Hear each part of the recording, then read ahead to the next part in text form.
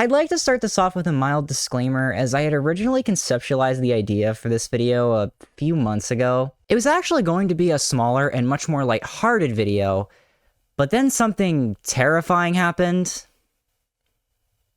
I got really passionate about this. And it's also safe to say that the stakes have only gotten higher as time has passed, but I'm seeing this through as I'm still very passionate about the overall message of this video. It probably won't be perfect, and I'm sure there's going to be a ton of people that disagree with the overall takeaway, but that's fine. But I just ask that you hear me out here. Now, without further ado,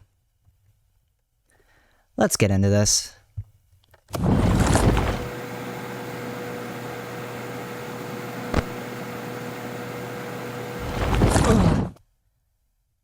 Dude, I feel so fucking digital. The Amazing Digital Circus. It's amazing.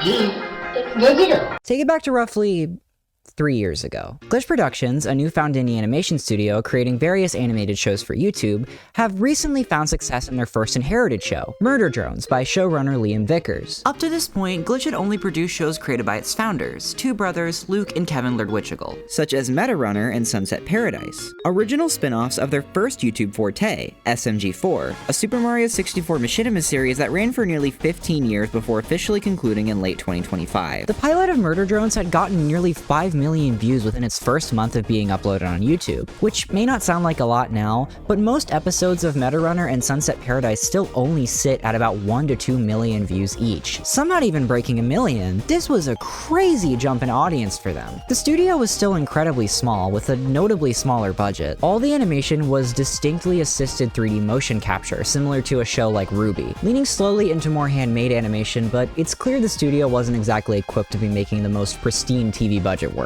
Murder Drones pilot only had a team of about 30 people, and that number is probably being carried a bit by the volume of its voice cast, though there was still some notable improvement visually by this point. After finishing Meta Runner Season 3, and with Murder Drones Season 1 being well into production, albeit with only its second episode out, it's pretty obvious Glitch was becoming a lot more confident that they had something here. Even with a drop-off in viewers from the pilot, Episode 2 of Murder Drones managed to get 3.5 million views in its first month. On January 27th, 2023, Glitch would drop a 5-minute video titled A New Era, which would serve as a down-to-earth mission statement for the company. Kevin and Luke sat down to explain the process of creating their shows, and emphasize the cutthroat nature of the mainstream entertainment industry, especially within the modern day. How most studios interested in animation are almost exclusively searching for very young kids content and adult animation, leaving this wide gap in the market for animation directed at teenagers and young adults, a gap that Glitch aimed to fill with its catalog. Animation is incredibly expensive though, and keeping food on the table for the wonderful artists working on these shows was not going to be easy when operating independently, having to find sources to fund the work. Though Glitch simply asked for the support of its audience to watch and share the shows around.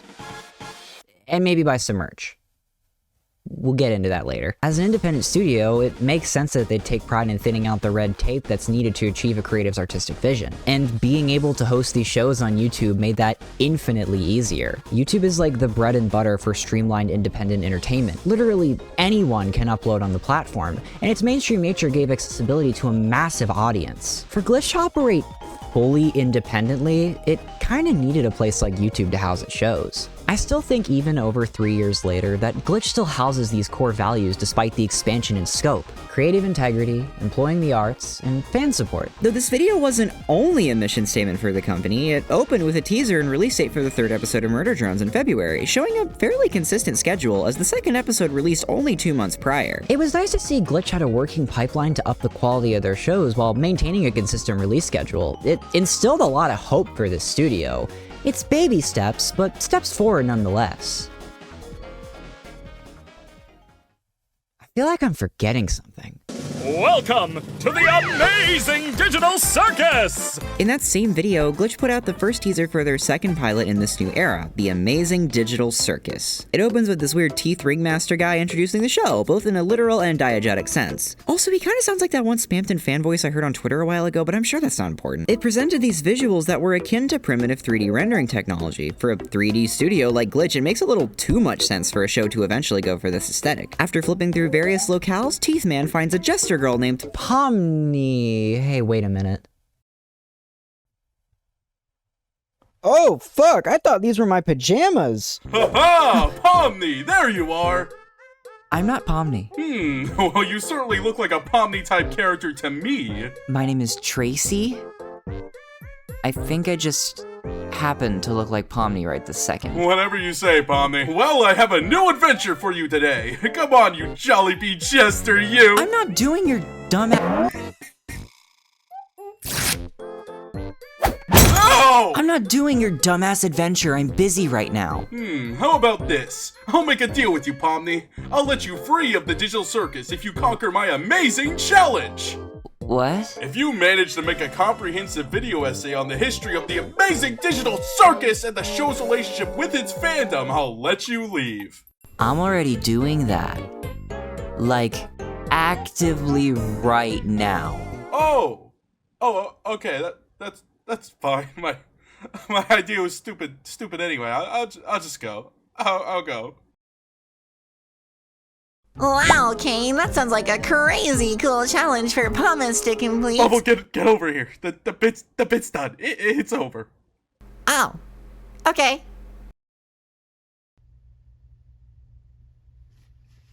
So anyways, Teethman throws Pomni into a torture demonstration as he turns her into a pincushion, before a title card issues introducing this as a dark comedy series created by Gooseworks and that it would be arriving to YouTube in late 2023. Gooseworks is the showrunner for the Amazing Digital Circus, if that wasn't glaringly obvious. Gooseworks is an internet cartoonist that got her start in the early 2010s, and was known for creating cartoons on her YouTube channel, such as her short film Little Runmo, which in the instance you haven't seen it, has that one flying meatball song you probably recognize from somewhere.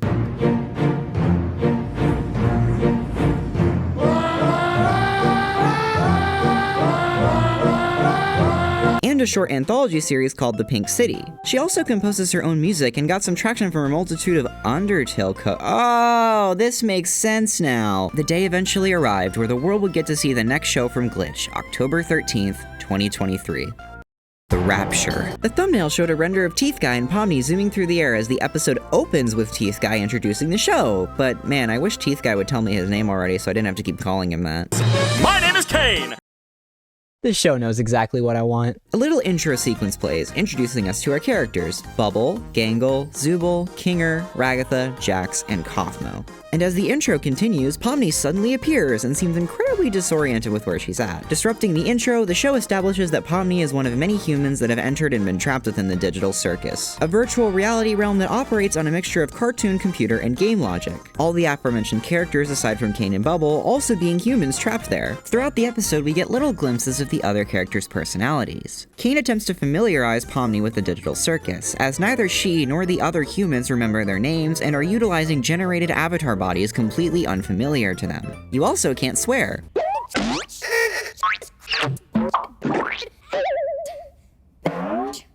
Oh my god.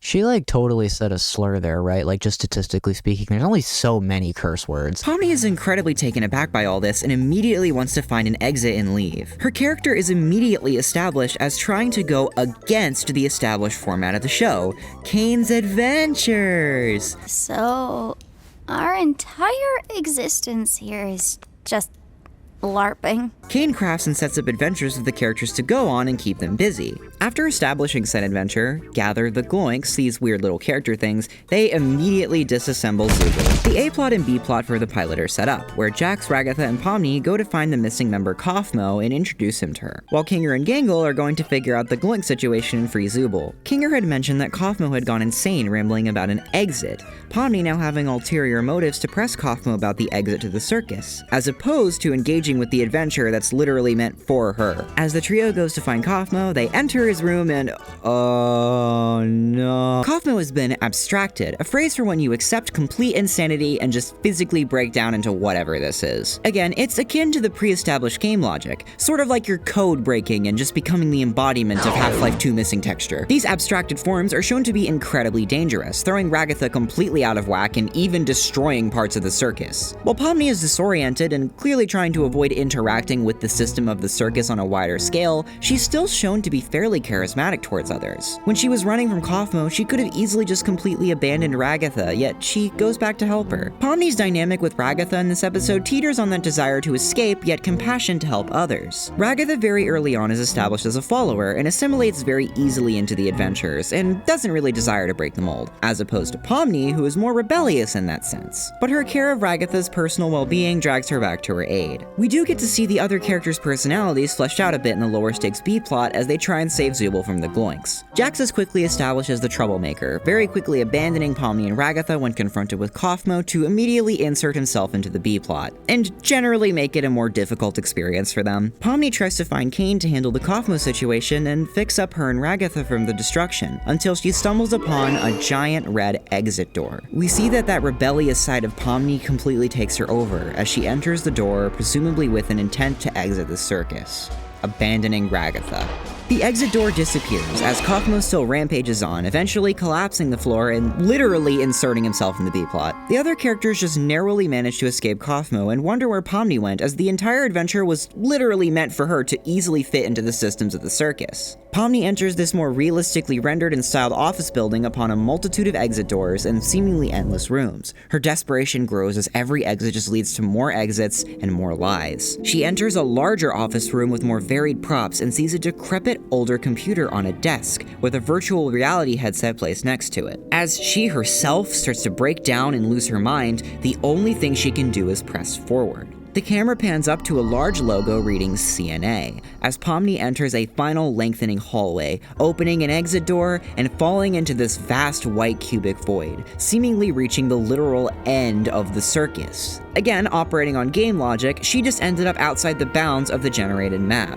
Finally, we cut back to Caine, where he gets a ping that someone has entered the void. He immediately rescues Pomni and brings her back to the circus, and she's doing just fine, I think. Just a little dust off the shoulder. She'll be good. After Caine learns of Kaufmo's abstraction, he places him into this place he refers to as the cellar. We see what is assumed to be several other abstracted people within this place. Upon fixing up Ragatha and Pomni, the message is made pretty clear that Ragatha knows Pomni abandoned her to some extent, and that fracture in a potential friendship has shown its ugly side. Caine reveals that exit door Pomni and presumably Kaufmo saw was something he'd completely made up. How he'd known everyone had been asking for an escape, so he made his best judgment as to what that could be, an unfinished glimpse into what Caine perceives as the outside. As the episode closes, the group gather for a simulated communion, and Pomni slips further into insanity. As the music swells, we see a tiny glimpse of the true outside world. Notice all the lighting and realistic details that weren't present in the previous sequence. And that is the contents of the pilot of the Amazing Digital Circus. Now, this video isn't going to just be a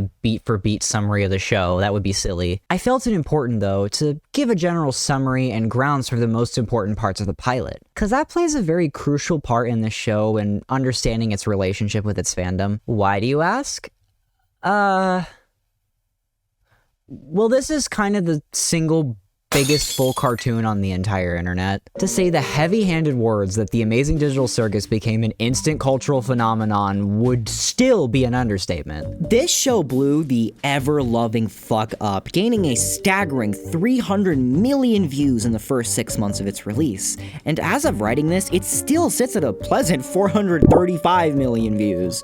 For an independent animated pilot, that is absolutely fucking insane. For comparison, the arguably second biggest independent animated pilot, Has Been Hotel, sits at a still very impressive 123 million views today. That is a quarter of this pilot's numbers, and that show went on to become one of Amazon Prime's biggest original shows. So as a piece of media does, especially in the modern day, the Amazing Digital Circus spawned a massive fandom that started making fan works, fan theories, fan discussions, as Glitched announced a full green light of the show about 4 months later. And in came the waves upon waves of little Digital Circus consumerism products. Remember the merch I mentioned earlier? Well, that's the primary revenue stream of Glitch Productions. Glitch prides itself on being completely independently funded and produced, operating a majority of its business practices completely in-house. Rewind to cartoons from about 10 to 15 years ago, before the rise of social media, most cartoons were created by studios that were either purchased or employed by larger entertainment corporations such as Viacom, Disney, etc. These cartoons cartoons receive their revenue streams through advertisements on cable, as well as physical media purchases such as DVDs, along the lines of merchandise, similar to Glitch, though all that revenue goes to the corporation as opposed to the studio, unfortunately. The difference here is that while the pilot of the Amazing Digital Circus certainly made a lot of YouTube ad revenue, the nature of YouTube ads being shorter, skippable, and previous controversies causing larger advertising partners to pull out means that they really made a fraction of what cable animated series will be pulling in. This is actually a huge reason that YouTube ads have gotten longer and more obnoxious as time has passed. Google has to keep its shareholders happy, and that's the easiest way to artificially bump up performance numbers.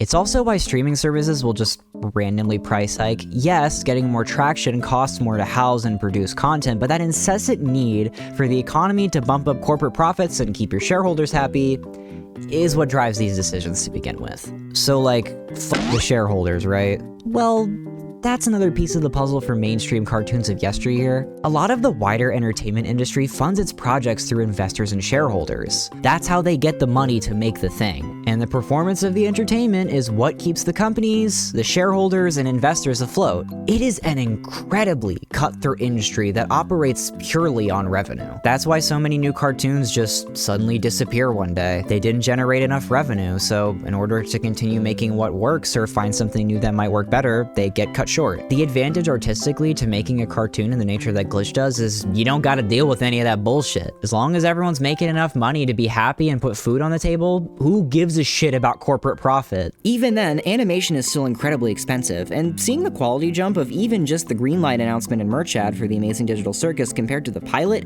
is amazing. Especially these days, the episodes of Glitch's shows and their pilots are beautifully done. Some of the best I've seen for the Western TV industry. Is Australia still considered Western, actually? I don't know. It's clear with the higher profits, Glitch was willing to put its money where its mouth was and hire more talent to make the shows even better. That's why their merch is so highly pushed, because the profit margins on that stuff are just inevitably higher than the frankly minimal amount of money generated from YouTube ads. And those two things are more or less their only revenue streams. There are other things that fund them, like the Netflix deal and certain investors, but all of that relies on complete creative freedom to make what they make. Most of their revenue comes from YouTube ads and merch. So in order to be profitable, or at the very least break even in a medium as expensive and passionate as animation, Glitch needs a really heavy reliance on fan support. For the viewers, me and you, to go out and support the shows, share them around.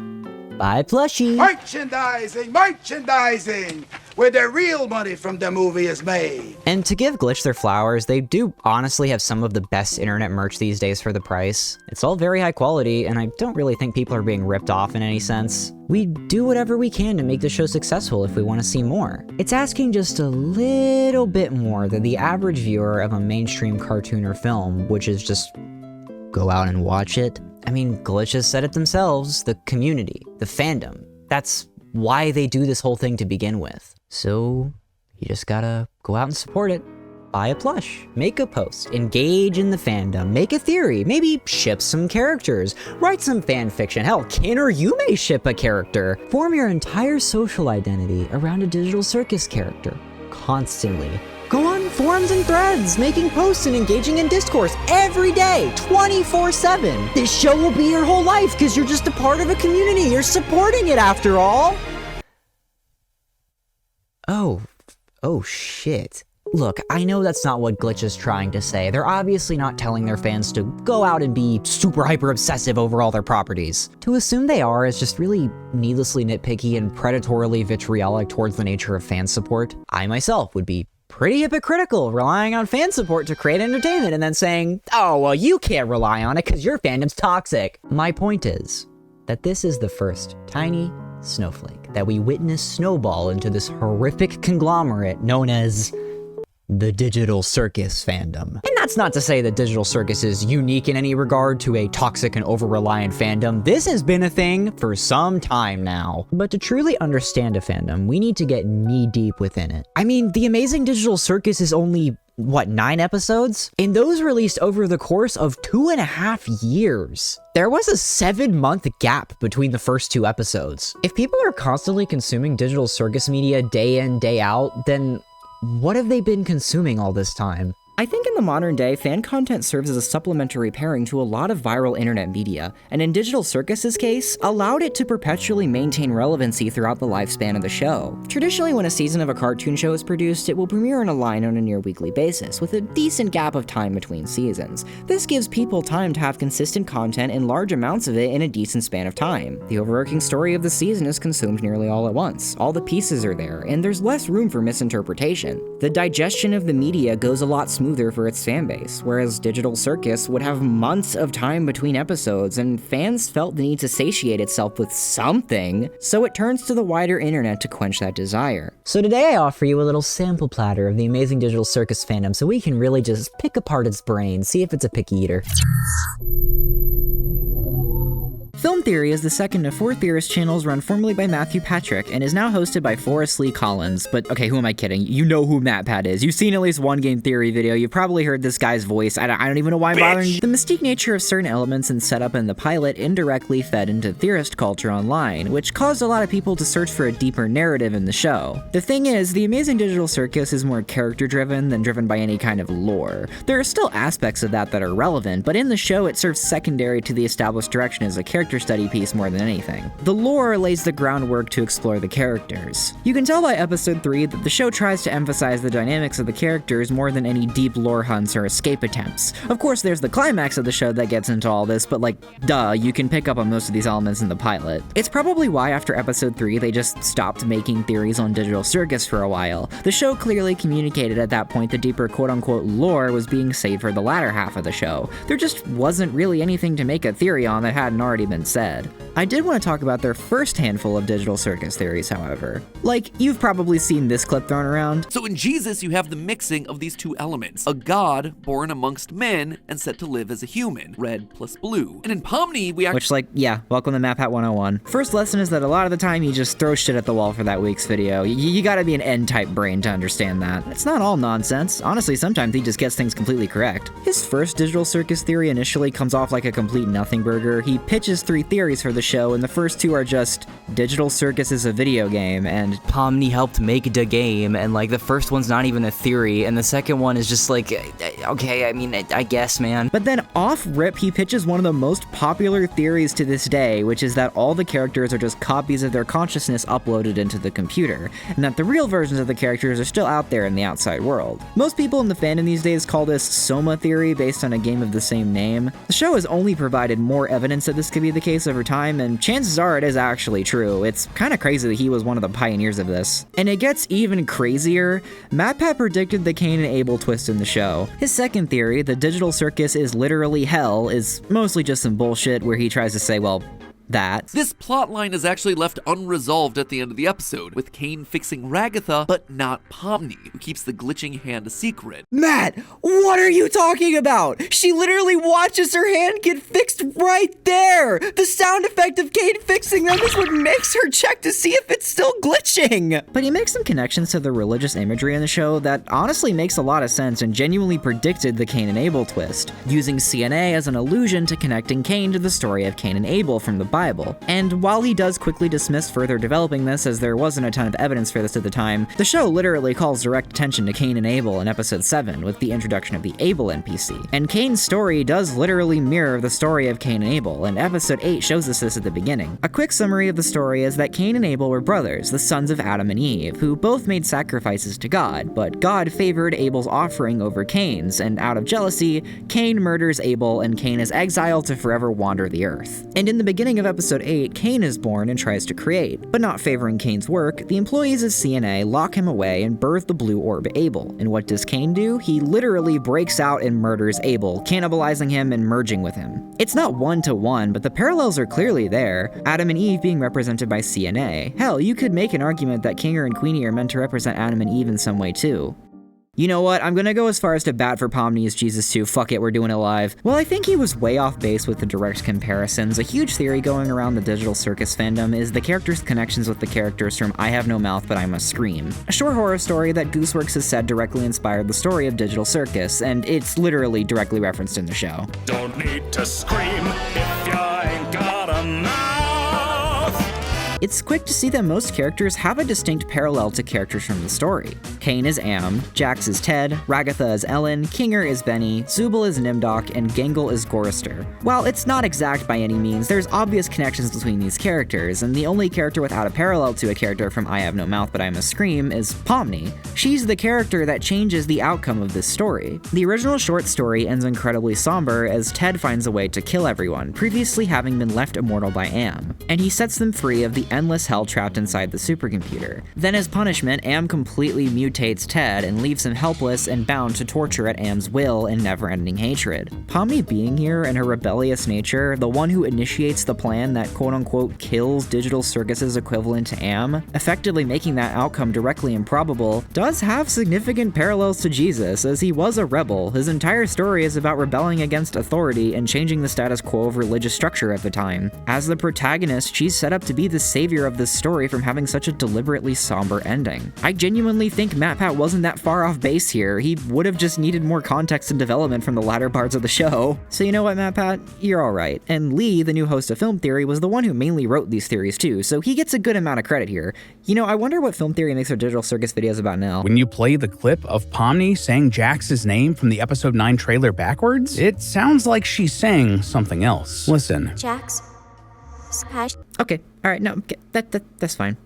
MatPat 101, everybody. Fan songs are also a very prevalent topic in fandom spaces. Digital Circus has gotten a lot, so I'm gonna run through the ones I found the most interesting or impactful. Zamination is a YouTube channel and small animation studio that primarily creates music videos and animated shorts in this blocky Minecraft art style. They have a pair of 2 Digital Circus songs, Wacky World and Happy Place, that they partner with Cubicle to create, and these are pretty damn popular in terms of the Digital Circus fan song space. Wacky World is a pretty prime example of what I like to call Digital Circus fan content that really emphasized certain elements of the pilot when they actually weren't all that important to the rest of the show. A lot of fan content at the earliest points in the show's history portray Pomni as this incredibly shaken and deluded character going absolutely crazy at all the little wacky Digital Circus things, when as soon as the next day chronologically, Pomni is making the effort to get used to her surroundings, and by episode 4 has stopped spiraling into that mentality entirely. A lot of the fan base will consistently complain about how Pomni's merchandise will portray her as her pilot self, as opposed to the more confident and understanding Pomni she'd eventually develop into. This music video has several moments dedicated to woo, spooky obstructions and going crazy, which some never really stopped believing the show consisted of only this. Fucking urban spook looking ass. Let's go on some goofy adventures. We really couldn't have come up with a more fitting lyric than that. This song is okay. It's not a particularly groundbreaking song though, and I think it aged really poorly in terms of fitting the overall show's tone. This would notably start a trend in Zamination's Digital Circus works to have an exploration of different mediums and animation styles, something not often present in the show. Why is this happening and what am I doing here? Here there's some impression vocalists, and I think they do a decent enough job, but this would eventually draw the attention of the actual voice actors to start appearing in fan songs. Well, looks like you found my super duper mega fantastic Caine game for curing boredom! Happy Place was their second Digital Circus song, and I gotta admit, this one is pretty damn good. It consists of the cast finding an adventure Caine made in the style of a board game and being forced to play this crazy board game thing with a train, and overall just being put at the whims of Caine's rules to this game. This is definitely my favorite Digital Circus fan song. It fits the tone of the show far better than Wacky World did, the instrumental is far more catchy and whimsical, and the voice actors do a really good job with the vocals here. This song does genuinely feel like it would fit right in line with the show. And again, for the chorus, we see this exploration of multiple art styles, which make for some pretty creative visuals utilizing the entire cast. The song ends with Caine confronting the cast and torturing them to realize they're better off following the bounds he sets for them instead of letting him just completely go loose and do as he pleases. Basically just predicting a lot of the climax of the show. Not like it was that hard to figure out considering what the show was inspired by. But this would lead to Gooseworks actually getting Zamination to direct the visuals of Caine's villain song from episode 8, and you can see aspects of Happy Place that ended up inspiring parts of running the show, which was neat to see. There's plenty of other Digital Circus fan songs out there, so I'm gonna sample the ones I find the most interesting. I would like to highlight that the next 3 artists I'm about to talk about are attached to various alleged controversies linked to their overall reputation and character. I don't really have the time to go into it here, but I would implore you to opt to read into and do your own research if you plan on engaging with any of their works beyond the confines of this video. I'm simply talking about these pieces because, as I stated, I just find them really interesting. and they're really funny. Jax Toy is a really damn notable fan song, sitting at 47 million views on YouTube and having been created by Jake Neutron, proving that despite what Digital Circus fans may claim, a lot of people really like this fuck-ass Purple Rabbit. This is easily the most popular Digital Circus song that's about a specific character, and went incredibly viral on TikTok for the dance Jax does in the chorus. The song focuses on Jax's characterization from the earlier episodes, though obviously plays him up a bit for the upbeat nature of the song. It actually does characterize him fairly well, but I really have to ask, what is a Jax Toy? This chorus is incomprehensible outside of sounding catchy. Get your Jax Toy, get a little laugh boy. What does that even mean? I don't want your Jax Toy, that's fucking disgusting. Or is it this? You selling this little guy? Like, I have to imagine the song's themed after Jax being somewhat inspired by Raggedy Andy, but the chorus actually just feels like nonsense. Jax isn't even modeled after a doll like Ragatha is. Why the hell is Jax stealing her shtick? Come on, man, haven't you taken enough? The music video's visuals also have this computerized aesthetic with different windows, showing Jax's tendency to break the fourth wall to the viewers. Him directly addressing Pomni trying to, like, find a solution to their fate just feels incredibly out of place too, cause like, when does she do this? And also have Jax actively denounce it. He tends to almost always go along with what she's doing unless you're talking about the end of episode 6. I'm like, sure, but that's such a specific instance to him. I'm probably looking into this too much. The lyrics are kind of mid. It'd be nice to see this song explore a little bit of that existentialism that Jax has. Like, Jax's whole deal is a farce he puts on as a coping mechanism, and I feel like this just glorifies him a bit too much. Can we knock him down a peg? His ego is bigger than his Jax Toy at this point. Also, oh my god, this song has so much merch. Who's buying the damn bucket hat? I don't want Jax's joink. Stop trying to make me fuck him. The artist that did this music video has actually made a couple Digital Circus songs of her own, and the one I'm choosing to talk about today is called A Little Bit Bad, a fan song created by Kitten Sneeze, who makes some interesting other music, to say the least. Can't decode this feeling in my heart, it equals true. This is supposed to be the Riddler, by the way. I can only describe this song in the most chronically online bullshit terms ever, so I'm not even gonna attempt to avoid doing that. This is the most Tumblr core fandom bait circle jerk shit ever.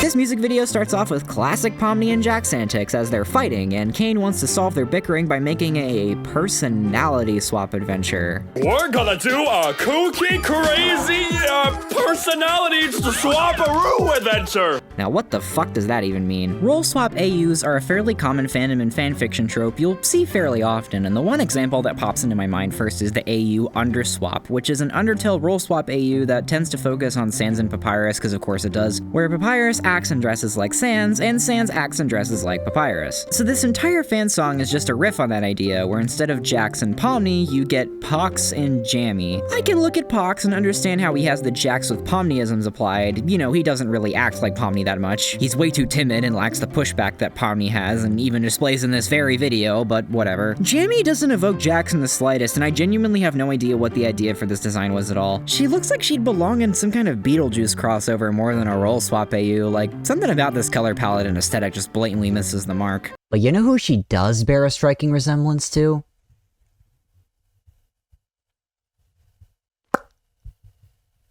It's probably nothing. But alright, whatever. We can sit here and poke fun at the Tumblr AUOCs all we want, but how's the actual song? I mean, like, I guess it's okay. The instrumental is going for this, like, kinda electro swing vibe, and it's not bad, it sounds alright. But something about these lyrics feels really off. Like, Jamie says this at the beginning of the song. Well, that's the feeling that I get when I tell a kid they can't play. What kid? Why are you bullying children, I'm not entertaining this anymore. Pomni, why are we bullying children? Does Jax frequent playgrounds to bully literal children or something? I know he's kind of a fucking loser, but I don't think this was in the show. All the lyrics in this song just feel really uninspired and woefully generic. Like, I know fan songs don't exactly have the best reputation for good lyrics, but I feel like we could be doing a little bit better than I like thunder, I like lightning, I like evil, I like frightening. Like, what does literally any of this have to do with the Amazing Digital Circus or Jax and Pomni specifically? I guess Pomni is singing like Jax because he's a prankster and he's mean, but not mean in an adult making fun of an adult way, like the way a child would view a bully. It just feels like this was written for like a kid show or something. Hey, so funny story. This has to be the most baffling fucking thing about this song. So despite nowhere in the music video itself, title, or description clarifying so, this is actually not an original piece of music. This is actually a cover song. Now it does have a re-instrumentation of the original song, but it obviously uses the same key, flow, and melody of the song it's covering. The lyrics are almost entirely unchanged though, and that's why they feel so weirdly out of character and generic even with being a role swap AU. But it gets better. This is actually a song from the Disney Channel cartoon Oye Primos. If you even remember this cartoon, its run was very short-lived with only one season, and it seems like it wasn't very well liked by the general public. I'm not gonna pretend I'm an expert on Oye Primos though, cause I'm a grown adult woman and this is a show for 8-year-olds. The fact that I'm making a video about the Amazing Digital Circus has me on thin ice as is. Okay, so editing note, it was actually pointed out to me that the song credit is actually in the description, except it's tucked away in the voice cast list that's also duplicated twice, and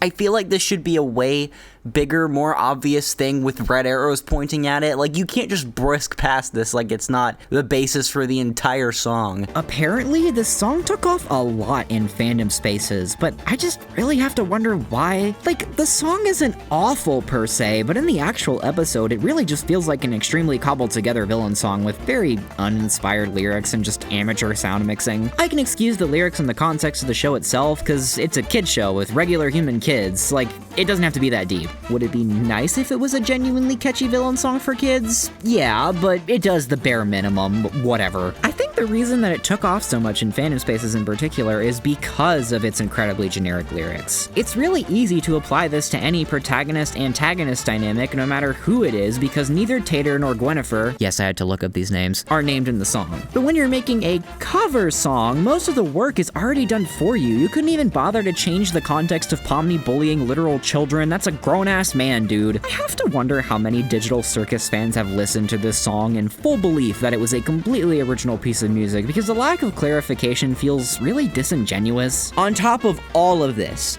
music video and entire production was apparently worthy of not just one, but 2 makeshift plushies. That's just Jax and Pomni in different clothes. You can't do that. Makeshift as a company will constantly walk on eggshells with copyright and really just pray they don't receive a DMCA takedown from any IP holder, even though they do officially work with large copyrighted properties at times. But apparently in this case, Kitten Sneeze did receive express permission from Glitch to make these, and like, okay man, network all you want. I guess some people just know people, whatever. But Glitch actually took down another makeshift plush from the creator unknowingly when they tried to make a plush of their iteration of N from Murder Drones for their Murder Drones analog horror series. Like, okay, to be fair to Glitch, he can't just infringe on someone's copyright and demand express permission to make something. Kitten Sneeze had connections and asked first. She did it the right way. I can't fault her for that. The evil, scary N Murder Drones plush was fully within its right to be taken down. It's just hard to judge where the line is drawn legally. Like, is it up to Glitch Corporate or the individual showrunners or something? I don't really know. The existence of the makeshift plushies is just fucking hilarious to me though. Like, 2,400 people bought these, dude! And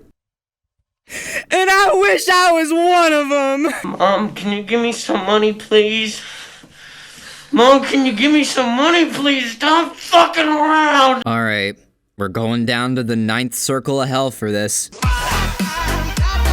Black Gryphon is a fan song artist that has been making music for a really long time. He's been on the internet for over a decade and is most prominent within the My Little Pony fandom. Pinky, if you're real, I'm giggling at ghosts too. I don't want to be that guy, but this is like if I walked outside and saw a giant waving red flag in my backyard. What fucking flag zombie left this here, dude? Where's the wave? I'm proud to be a pony. Yeah. He doesn't really make any content for the MLP fandom at all in the modern day, and stopped a long time ago, eventually delving into doing voice impressions and covers, and there's something alright. I'm waking up to ash and dust. He got a much bigger leap into fan song spaces when he got the opportunity to provide this singing voice for Alistair in the pilot of Hazbin Hotel.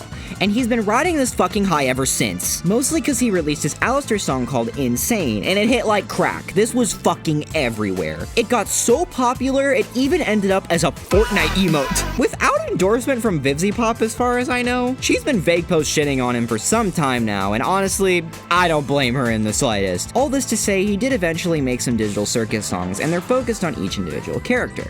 There's one for Pomni, Jax, Ragatha, and Gangle. So why don't we take a look? I mean, Insane is kinda catchy, albeit average. Maybe there's a gem in this bunch. These songs are notable for actually featuring the voice actors, which is neat. Or some of them, at least. Welcome to our digital, whimsical, eternal parade. That is not Alex Roken. Who the fuck? Black Gryphon provides the vocals for Caine, and he just does not sound like Caine, I'm sorry. The guy who did Caine in Wacky World sounded infinitely more like him, and that was still like a 7 out of 10 impression. Jester has 97 million views. Jesus Christ, I guess I take back what I said earlier about the popularity of the other ones. And it's just a really bad Pomni song. I feel like there's a reason I never hear about this one, despite it cracking almost 9 digits in view count. Jester was made so early into the show's run that we knew very little about Pomni, so it's just an incredibly generic Digital Circus pilot song that's vaguely about Pomni, I guess. It doesn't even sound anything like the vibes of the show either. Digital Circus's OST is honestly one of the best parts about it, because it goes for like this orchestral, whimsical circus sound, mixing it with this 90s computer game aesthetic. It's a very distinct sound, and this is just some electronic auto-tune flailing around on a synth bullshit. Welcome to our digital, whimsical, eternal parade. This animation just feels like it has no effort put into it either. All the lighting is super flat, the models are literally just dragged around, and look at this lip sync, dude, what the fuck?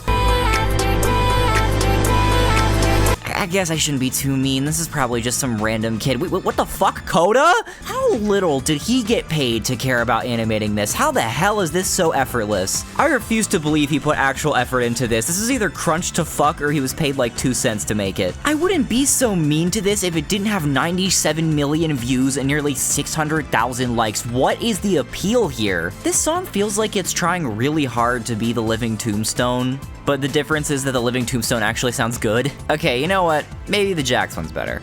Anybody who knows me at all knows that nobody knows me at all. Wait, that's not Michael Kovac. We're all gonna die, even worse, we'll survive, and it knocks at the back of my mind. Wait a fucking minute. That's just Poison from Hazbin Hotel. He just fucking ripped off the sound of that song and tried to make it into a Jax song. And at worst, they're depressed. I'm surrounded by idiots. Who needs them? I disassociate, disappear. Yeah. And wow, big surprise, when you try and copy Poison from Hazbin Hotel, it doesn't sound anything like a Digital Circus song. The lyrics are about Jax being insecure, and I think that's a somewhat interesting angle to take a Jax song.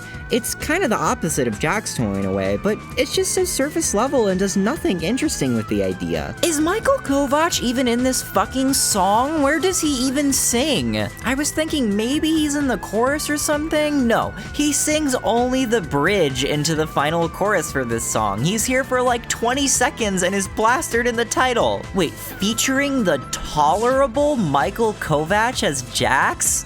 Did Michael Kovac actually just not want to do this song? Or is this a bit? It's gotta be a bit, right? You made a ripoff of Poison! You tailor-made this for Michael Kovac, aka the guy that originally voiced Angel Dust, and he didn't even want to do it! Okay, fuck, I'm lightheaded. Please tell me the Ragatha song is at least decent. So, okay, to give it some credit, this was made further into the show and does try to actually cover Ragatha's character on a deeper level in its lyrics. You know, her family trauma and her putting up walls and such. What does the instrumental sound like? Don't forget to smile. What does this musically evoke in Ragatha? You get a sliver of something with the childhood music box, but how is Ragatha supposed to be evoked in fucking dubstep slop? This sounds terrible! Is this a 12-year-old's 2017 YouTube intro or a Digital Circus song? Why can he only make one type of song and he's fucking awful at it? This doesn't even fit the Amazing Digital Circus. Stop trying to shove a square in a circle hole. It's just drowned out in more auto-tune or covered up by Black Gryphon inserting himself into the song again. Hold your head up high, good girls don't cry. He's supposed to be like her dad or something? I thought her trauma was about her mom. There's lines like good girls don't cry, and he's clearly trying to do like this role model thing, so I have to assume it's like a parental figure, but I don't know, man, it just doesn't work. Fine. Gangle song. I love Gangle. she's got some good stuff to pull from. You know, she's an artist, she's into anime. There's good material for a distinct sounding song. I swear to God, if this is just the same bullshit again, I'm gonna freak the fuck out, dude. This song is about Gangle, masking her feelings, which is a good subject for a Gangle song. Except all the lyrics are once again fucking terrible. Some of them are okay, like trying to show Gangle opening up, but other times it just makes shit up about her character that doesn't even make much sense. People tell me I have a problem. Gangle's struggle is compelling enough on its own. You don't need to make her have a drinking problem. Is this supposed to be funny? And again, Black Gryphon's incessant need to insert himself into every song just actively fucking ruins this one. He does Caine again, but characterizes him as someone who's maliciously trying to keep Gangle's mask on. The real me. But the world is fucking bleak. He would not fucking say that. I do it in a silly way. Bye-bye popularity. Actually, just fuck you. Like, what a complete misread of Caine. He would not fucking do this. This just makes him look like an asshole. And yeah, the instrumental's basically just the same fucking shit again. At least it kinda tries to fit Gangle a little bit, but I mean a little bit. That all gets lost on me when all of his Digital Circus songs sound like this. You know what, actually? I think I got some better lyrics to fit this instrumental. Just give me a second. They always said that Charlie Kirk was a Nazi, then they celebrated after they killed him. I feel like this dance is a really poor attempt at TikTok bait. Is that just me? I don't know. The industry plans are going too far, man. I can't trust anybody anymore. I will say the auto-tune here is not nearly as egregious as the other songs. I can actually kinda hear Marissa's performance under this, but I'm just drained of all goodwill. This is probably the best of his Digital Circus songs, but it's still like a 4 out of 10 at best. Someone get Black Gryphon out of the studio, dude. At this rate, he's gonna auditorily put something in my drink, and I don't even know how that's possible. For the record, I don't need consent, if you know what I mean. I've been speaking with too much disdain and hatred. I need to look to Angel Tongue for guidance and become pure of heart once again. And I think I have the perfect artist to do it. I want to talk about the best nerdcore artist on this side of the net, S'more. This channel was a pioneer in the trend of ironic/parody nerdcore content, but the songs genuinely have incredibly catchy instrumentals with nonsense lyrics that I think are only properly comprehensible by S'more himself and the fools beneath him who beckon to comprehend his genius. And Friday Garden, he is in office. Now I going to die. He's singing lullaby. They can only grasp a mere snapshot of its true intent. It's not even trying to directly parody a musical style or make fun of anyone. This music is just completely pure of heart. Also, for some reason, his avatar is the current king of Norway, Harald V. S'more had been creating his biggest project yet that began Season 2. Door is Jammed, a Digital Circus fan song that genuinely has been stuck in my head multiple times. Maybe true. Wait, who are you? I'm God. I am God. I am God.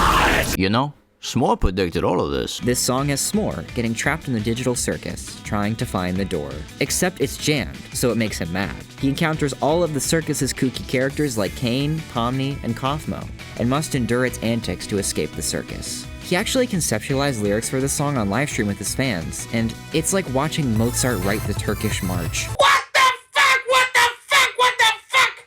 What the fuck? What the fuck? What the fuck? Go away! Only me, only me, only me. Like, how can you not sing along to this? Really good sources to sample from here. This video also introduces a new character into the S'more extended universe. Big Dylan.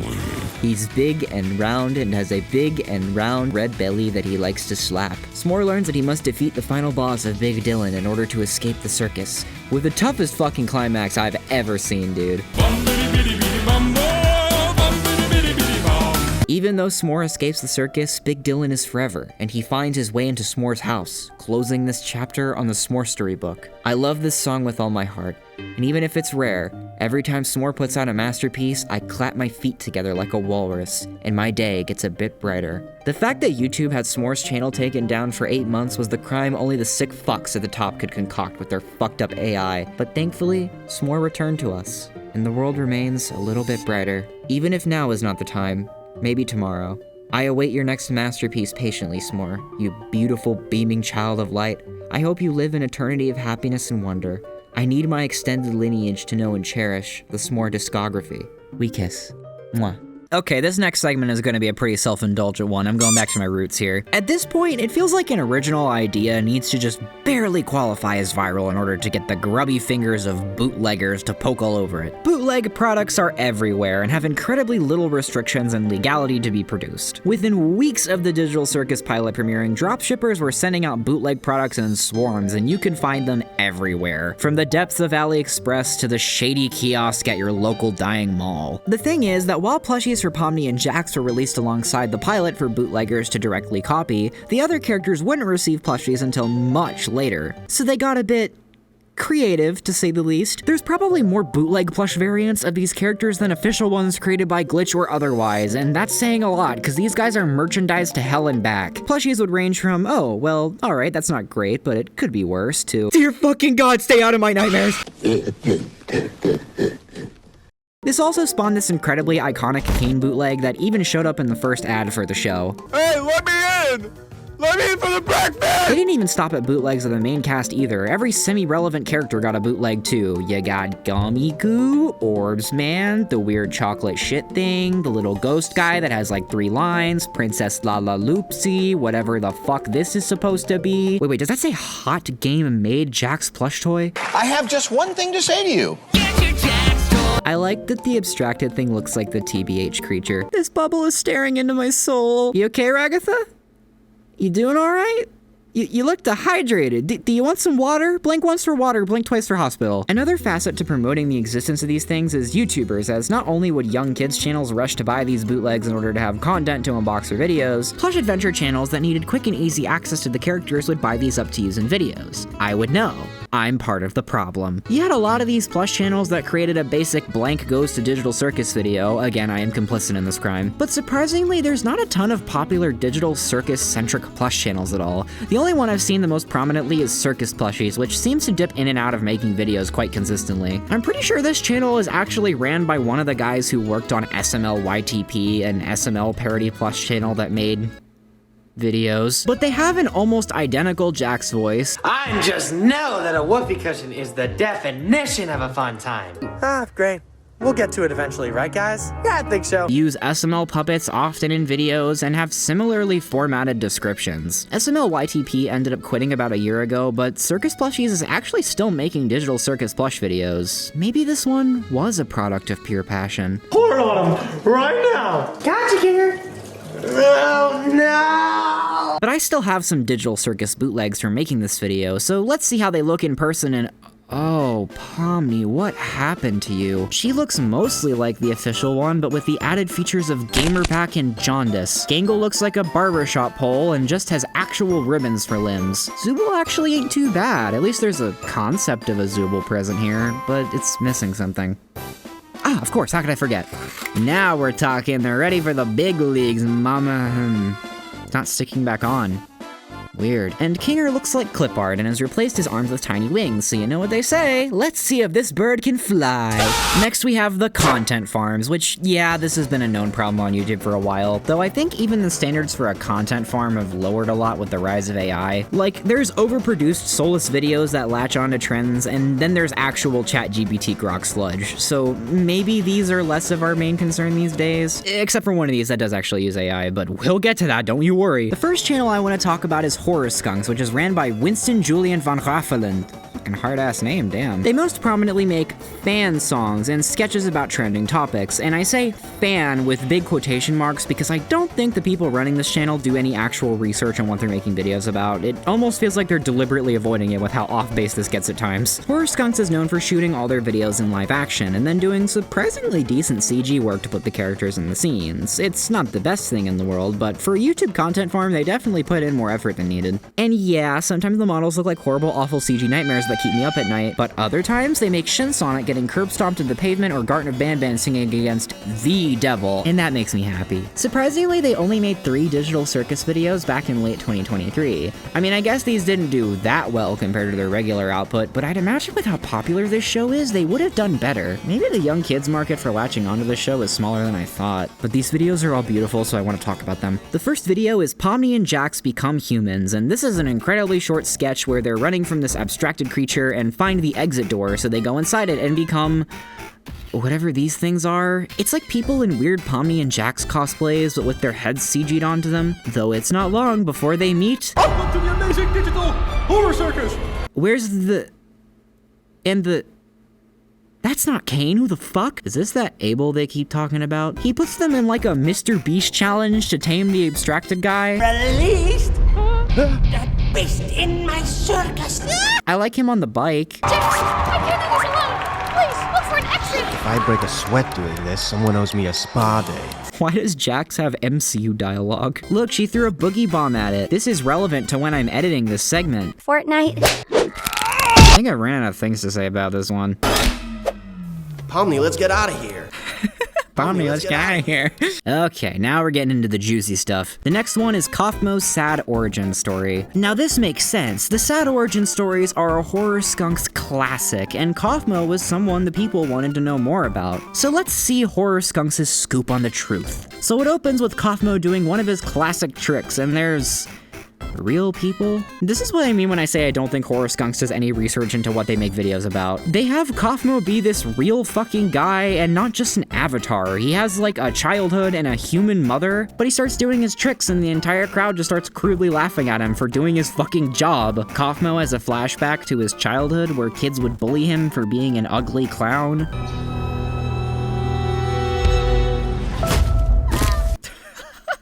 He runs home to his mom, who comforts him and tells him to show her one of his tricks. Show me one of your tricks. Okay. Yeah. You know, good on Kaufmo's mom. She's being supportive of her disgusting nightmare baby. Who did she fuck to make this thing? Well, hello there, it's me, Mr. Kaufmo. We get brought back to the present, where the crowd continues to make fun of Kaufmo for being ugly, and he storms off to the back room. And we get the most iconic line drop in the history of Kaufmo's legacy. I don't want to be here. I don't want to be alive anymore. After screaming this to the heavens, Kaufmo is presented by God with the exit door? And then it just ends. Why are we implying that he went to the digital circus through the exit door? That would be called the entrance, Winston! Or does he shortly abstract and die after this? I genuinely don't know where this was meant to be placed on the Kaufmo timeline of events. Maybe I shouldn't have expected much of the 6'7" kid sad origin story, guys. Why are you crying, son? Dad, they don't care. We have one last horror skunks video. The digital circus band, My Darling. The what band? So yeah, this is a song instead of a sketch. We're 3 for 3 on Digital Circus and the real world videos, and I genuinely can't believe the only time they got this right was the first one. I think everyone subconsciously knows how horrific Caine would look in live action, but actually having him here now, and I want to go back, oh my god. Caine finds this sad guy on the street and wants to invite him to the digital circus because he's depressed. Or the magical physical circus. I don't know, that one looks pretty real to me. But he's singing to a band of Kaufmo on drums, Jax on what the fuck is that? Pomni isn't much better either. They had perfectly fine Jax and Pomni models in the other video. Why do they feel the need to make these horrifically realistic versions? And I am stretching the definition of realistic pretty thin here. Jax looks like Hop's inbred cousin with a fentanyl problem. What the fuck, man? Caine is trying to get Winston to sign this contract, and the other digital circus characters are telling him not to or he'll have control over them. Don't sign that paper! Whoa! What did you say? Caine through the whole song is calling Winston his darling, and wait, at the beginning he was sad with flowers, like he just got dumped or something. Is Caine trying to hit? Don't you think too much about it, darling. Winston, if you ain't gonna play, pass the damn ball. Be gone! At the end of the song, Caine gets pissed off and transforms into this horrifying teeth thing, and never mind, Winston, that's okay, you can keep it. That was the wonderful world of Horror Skunk's Digital Circus catalog, and my only takeaway is the fact that I don't think they watched a single frame of this show, because this somehow might be one of the most far-removed IPs from the source material Horror Skunks has made to date. 10 out of 10. Kaufmo needs to come back in a new way. He's got potential. He's a star, I'm telling you. Next, I'm gonna tell you the tale of the savior of the digital circus fandom, which, depending on what you think of them, may be a deity or a demon, who's to say. During the most prominent period of controversy for the show, one god rose to the occasion. Caine. Caine is a character that originated from the channel Andreas Iskander, who mostly does these "I spotted blank in real life" videos with the big red arrow, and they're like loosely scripted vlog videos with drone shots. You've probably seen these around. He did a series of digital circus videos with these really funny looking low budget costumes, and Caine was notable because the actor playing him is actually putting in 200% effort, which is at least 190% more effort than needed for this. Sybil, I need you to enter in their information on the computer here. Do I have? Yes, do it! You got the classics. I caught all digital circus characters at school in real life. Pomni and the digital circus came to real life at the movie theaters. Oh hey, look at that, they predicted the ending. Pomni opened up a kissing booth outside my house in real life. Pomni and Jax turned into babies in real life. I caught Pomni and Ragatha on a pool date in real life. Hey, you know, it's good to know this channel supports gay rights. That's beautiful. Well, I guess since you just kissed Jax, it's kind of like I'm just kissing Jax. No, right? you gotta kiss Raggy. Wait, what? Wait, kiss her! Wait, what? Yes, that's how the game plays. I'm the game master, alright? You're just changing the rules. You just want to see Pomni kiss Ragatha. This is my dark and twisted fantasy! And gay wrongs, it seems. Didn't know Sloppc was freaky like that. Kaufmo is also alive in these videos, so good to know this is the good ending to the show. Oh, Pomni, we're not gonna... Oh! Cosmo? I'm Cosmo. All the other actors are putting in the appropriate amount of effort for a content farm, not to knock them down at all. But Caine steals the show for literally every video he's in. Oh, holy crap. What is all that noise? It's worth it just to watch these for him. The actor playing him runs the whole operation. This series of videos had its prime run about 2 years ago, so this went totally under the wider fandom's radar until recently, and Andreas definitely caught on to the attention. He'd start live streaming with these characters, and oh no, the costumes are definitely starting to show their age. I really gotta show props to the guy playing Caine. It's clear the audience watching these really want to see him, and he's completely eating it up. He's still putting in way more effort than needed here. Though it's kind of funny seeing this guy do literally anything for his fans. He's a damn guinea pig, the poor bastard. 3, 2, 1. Ah! Guys, honestly, I don't condone violence at all. This isn't violent. We're just having fun because Caine is an AI character, so he's not real. I feel like he wouldn't be doing this if he didn't want to, and it seems like he's genuinely having fun, so that's nice to see. There's a whole fan base dedicated to this character with fan art and appreciation, and it's kind of beautiful in a way. He has his own Twitter now and frequents Andreas' cameo page, so if you want Sloppc to dance for your amusement, it's the low price of 20 smackers. They're trying to raise money to fund a 1-hour digital circus video that will have new costumes and an entire set, so they're trying to reach big new ideas here. I think it'd be cool. Go support Sloppc. He needs to fix his eye. But on the other hand, they also make this shit, so... Why is Jax naked? Why does he have to be naked? None of the other characters are naked. There's literally no point in making him naked. Did the sick fuck want this? The next channel is Benji x Scarlet, and look, I know this is a fan song channel, but this is a beast of its own, okay? This channel uploads songs near daily, and how is this possible? Is Benji x Scarlet a music prophet of our generation? No, he uses AI. Did you think that for a second? Did you genuinely think that maybe even for a nanosecond that the guy didn't use AI? This channel might be the closest to what I'd consider a content factory where it's literally just fully automated, though there is some actual human input here. Sprunky digital circus yacht, sprunky digital circus yacht. I never said it was good. This is actually fucking bottom of the barrel slop. What the fuck is a sprunky yacht? Sprunky isn't even in this video! It does seem like more or less that Benji and Scarlet, I believe Scarlet is the female vocalist, sometimes do sing these songs themselves, but the instrumentals are definitely all either AI or stock music they find. The lyrics are all probably written with ChatGPT too. Horror Skunks puts effort into making their lyrics nonsense. This is just nothing. Get that merch before it's gone forever only at benjyxscarlet.com. Oh! We are all buying this, dude. Yes, my got merch. Here's a good example. Pomni x Gummy Goo Part 2 song music video. It starts off kinda normal, at least Pomni and Gummy Goo are talking to each other. I can't survive in this digital circus alone. Don't worry, Pomni, I'm coming for you. Don't worry, Pomni, I'm coming for you. She replaced us, she replaced you. And then it just cuts to some AI shit, even the vocals, like they're definitely AI. I'm coming through. I'm coming for you, Pomni. This channel has like 5 million subscribers. Someone save the children, dude. This is fucked up. Pomni x Gummy Goo. This one is probably my favorite. Evil Amazing Digital Circus song animated music video. So this is clearly supposed to be the evil versions of the characters from episode 5, right? But when you click on the actual video, Evil digital circus, we will destroy you. what the fuck is this? They're like all bloody with metal rods going through them. What fucking wire cross to make this happen? I'm evil Pomni. I'll destroy you. I'm evil Ragatha. This is hysterical, dude. I can't. This is the Digital Circus song equivalent to just smearing shit on the walls. Evil horseman reporting for duty. What? That is the horse! That is not Orbs Man! Did whatever fucking Chinese sweatshop they paid like 2 cents to animate this mishear them and think they said horseman? I don't even blame them. I'd be confused as fuck too. Hear our evil call. Thanks for watching. Don't forget to go to benjixscarlet.com. Oh, thank God, we get to see the lunatic behind this now.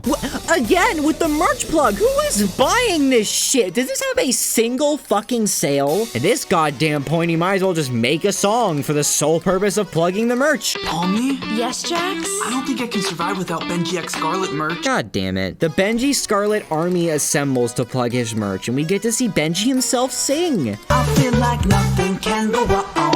And he becomes real for a guitar solo. I just love how shittily he's green screened into the shot. He's not even composed here for them to be properly looking at him. You know, I really hope he doesn't make a skinless Jax song. That'd be terrifying, especially if he was on the attack. Skinless Jax is gonna attack. Oh, why is he like anemic here? I'm skinless Jax. I'm a hack. You with my axe. What fucking axe? He doesn't have this. This also just isn't an axe. You know, I have a thought. I just refuse to believe this isn't just Tung Tung Sahor's bat he's masking as some other bullshit. Who the fuck is he even trying to hide it from here? Does his audience have standards? I'm going into fucking psychosis over this shit. They're like beating the Sprunkies or something. I refuse. I refuse to continue. This is my last Benji X Scarlet video. I'm off to stuff for good. Oh, but Fruit Love Island song music video looks so tempting. What's that? Is that the cheese? Yeah. And the AI fruit cock porn? Yeah. Oh, looks good, huh? And finally, we're capping off our fan content journey with Cougar McDow VA, who makes a variety of different kinds of content online, such as fan songs, animations, and what I'm going to be talking about, comic dubs. This seems to be Cougar's bread and butter, what he does the most. I mean, he is a VA after all, or voice actor for those who aren't in the know. Comic dubs are a genre of YouTube video where a channel will take several fan comics people post online and dub it with their own voices. Usually impressions of the characters or their own fan voices they make up for the characters that don't already have a voice. I personally watched a lot of Undertale comic dubs back in 2016 when that game blew up, which is where most of my familiarity with the genre comes from, but sometimes I'd have this tendency to cover some not so appropriate topics. You'd have to be living under a rock to be unaware that people often create not safe for work content of fictional characters. This stuff happens with near everything, and Digital Circus is no different. While Digital Circus isn't expressly for children, it is still a series targeting a portion of its audience at teens, and it's far from an 18+ show. Now, adults doing whatever they want with adult characters, like, it is what it is. You can't really stop that. But I hope, in good faith, any adult creating content like this wouldn't put it on a 13+ site like YouTube without expressly labeling it as such.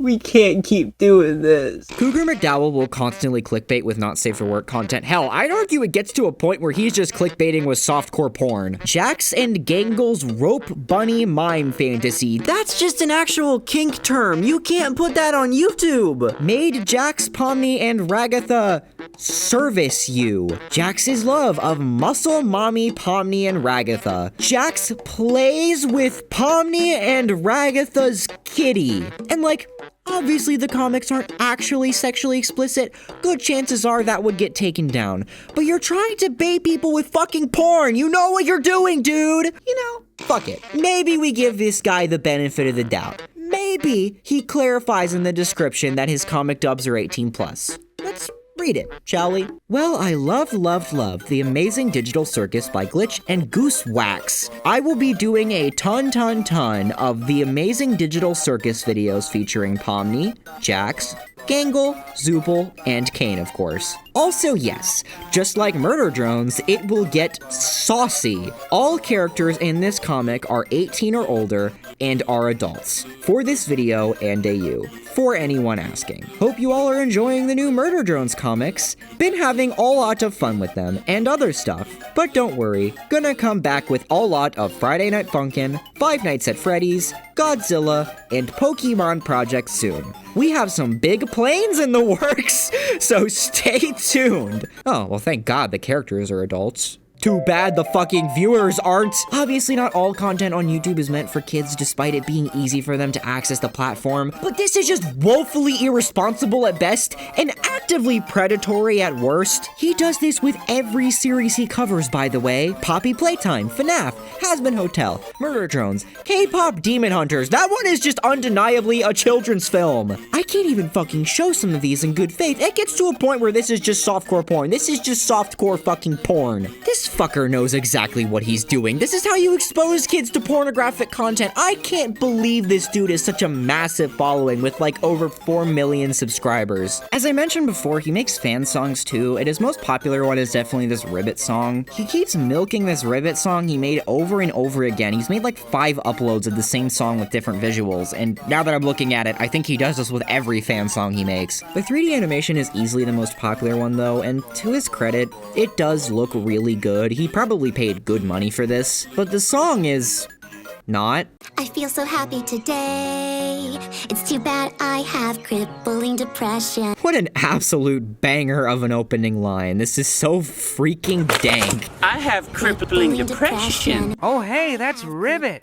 We're buddies. Honestly, the vocalist for Ribbit is doing a fine enough job, but Cougar is singing as Jax and sounds nothing like him. I feel so happy today, I can't throw this one away. Like, that's just white guy voice, and that's saying a lot, considering we're talking about the voice of fucking Jax. Where is she? What have you done now? Great job, Jax. Way break her down. Thank you for that, Kaufmo. This is the guy who sang the Stronger Than You Sans cover, by the way, just to let you know. Go ahead and try to hit me if you're able. I don't know if the fucking porn bait comic dub money is funding these, but I think it's better off not funded if that's the case. This is fucked up. This is funded with blood money. I almost got abstracted. Drop a like and tell me what I should react to next. Okay, so last minute update. My friend Chaz uploaded a video he'd been working on for a while about comic dubs, and he had a big section where he mentioned Cougar McDow. He was actually the one that told me about this channel, and that's why I decided to mention specifically the Digital Circus stuff here. Well, since then, Cougars went on a total fucking lockdown. He started mass changing all the thumbnails and some of the titles for the videos. I don't even know if he's seen the error of his ways or he's just panicking since he got caught or something, but I just find that really funny. I just want to mention that real quick, in case people go to fact check me, and it's all replaced with me seeing this Pomni meme for the 69th time be like. So yeah, if that whole last 40 minutes didn't make it clear how massive this fandom was and the fan content sphere was online, I'm not sure what would. There's this trade-off towards creatively adapting someone else's work that I think we've seen in a lot of fandom spaces, especially as of late. Fandoms are inherently creative. That's the crucial element that keeps the wheel churning for a fandom, is creation. Fan art, fan content, shipping culture, fan fiction, etc. Hell, even online discourse, as obnoxious and trivial as it tends to be, has that element of a fan trying to articulate and write about what they're watching. You do in fact have to write well to make a good point. However, there is a double-edged sword to this, that subconscious extent where the work is misinterpreted beyond what feels like a simple mistake. The Fanon. As I said, the search for any and all content of these characters in this world caused a lot of people to find anything to fill in the blanks of the story between episodes. This is where the aforementioned phenomenon of Fanon enters the playing field, where collectively fanfiction or works like it will adopt or find a small detail in a piece of media and attempt to expand upon it. Sometimes this can be expanding upon it within the confines of something the work suggests, and other times, more often than not, the most easily identifiable instances of Fanon will be the ones that go for something else entirely. Fanon is not inherently harmful to a work, though for many the lines tend to blur super easily, and Fanon ends up becoming this sort of pseudo-prediction, not even necessarily one founded within the work or the work's subtext. And when the work doesn't live up to that Fanon, it wrings out this sense of displeasure, disappointment. Some even go as far as to blame the work itself for having bad writing. Oftentimes, the most vicious examples of Fanon are ones that the work hardly suggested in the first place, and was a plain misinterpretation of what was being set up. This especially happens when a work focuses more on the small moments in subtext than when something is explicitly spelled out for you. A lot of assumptions were made out of the show from the pilot and onwards, such as Jax being characterized as a Tumblr sexy man type of character when he doesn't really fit in that boat by the show's end. Or how people assumed Pomni, Ragatha, and Jax would become a kind of trio after they were shortly paired together in the pilot, though their relationship is a lot more triangular and proportioned differently than that. Pomni's pilot characterization extending as far as it has is a result of Glitch's marketing in parts, yes, but more so to how impactful the pilot was on culture. And since it was so impactful, many end up neglecting the latter and more important parts of Pomni's character. Shipping culture is a whole other can of worms. So many ships were formed out of this first episode. Shipping culture is incredibly prominent in fandom spaces. And at the end of the day, if you're just doing whatever and making fanfiction, it's totally harmless. But people get so attached to these things that they start to bleed the fanon into the canon and expect the show to pay off things that weren't even really set up to begin with. Finding and trying to interpret every little detail as possible confirmation for their ships, or their fanon, or their headcanons, etc. Don't get me wrong, I love my ships too, but at the same time, I wouldn't want to blame the work for not paying off a relationship that doesn't have any significant setup. Hell, sometimes part of those characters' journey is the denial that comes from a possible relationship. Of course, you have instances like queerbaiting, which is a whole other can of worms, or just blatantly bad writing, but when there's a thorough, deep, personal story that's being more or less ignored for that sense of glorified fanon, it starts a noticeable,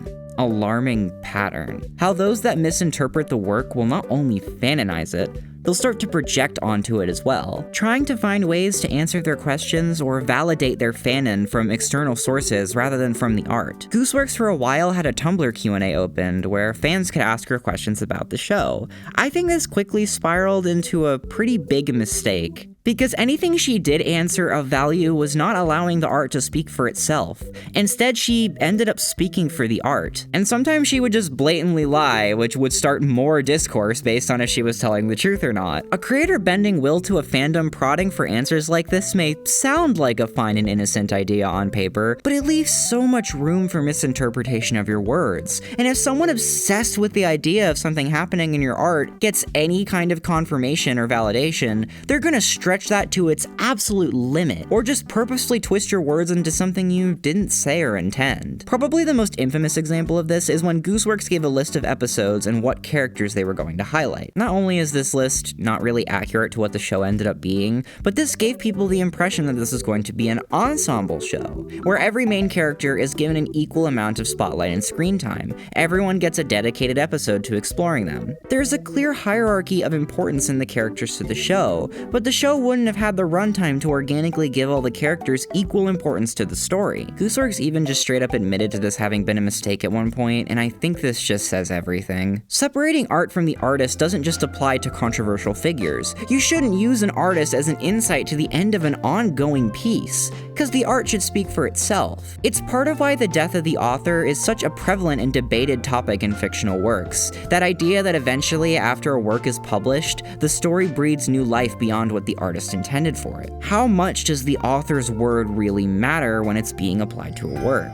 It's a uniquely difficult thing to apply to an ongoing piece, especially because discourse tends to get people incredibly infuriated when their inherent biases and interpretation aren't aligned with someone else's. And especially beyond that, some just deliberately indulge in their biases and just ignore what's outlined in the work. I could make an example out of a lot of other things, but the point is that the fanon expectation for the show created so much discourse as it continued on. And this happens for a lot of fandoms really, but this one definitely had a lot contributing to it that caused this. In all this chaos, buzz, and fandom work that clouds the cultural beacon this show created and what it's trying to say, that message is lost on a lot of people. Fandom consumes the work, and many are just inclined to never interact with it because of that. But can we clear that fog for a moment? Let the work stand on its own? Of course, I'd say simply go watch it, but I want to understand the true intent of this show. the true intent of the Amazing Digital Circus. I'm not gonna act as if my analysis will be this beacon of perfection. Honestly, you should just go watch the show for that. I'm probably going to interpret a few things off from their true intent. It's a bit too egotistical for my taste to act as if my analysis is the end-all be-all. But with everything that's been laid out, taking the story and seeing for what it is, I'm gonna do my best.